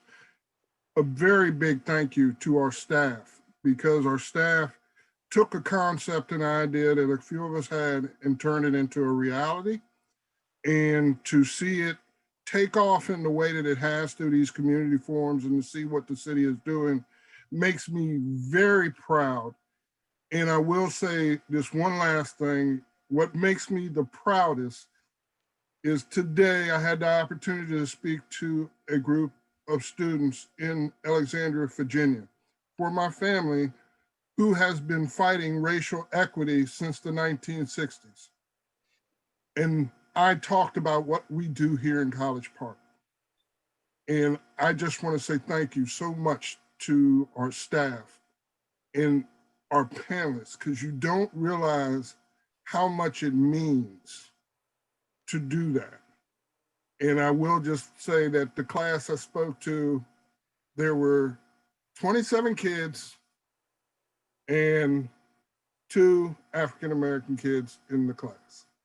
So it was an interesting conversation, and I'm just so proud of what College Park is doing and what we are trying to accomplish. Thank you. Okay, thank you, Councilmember Day. And I'll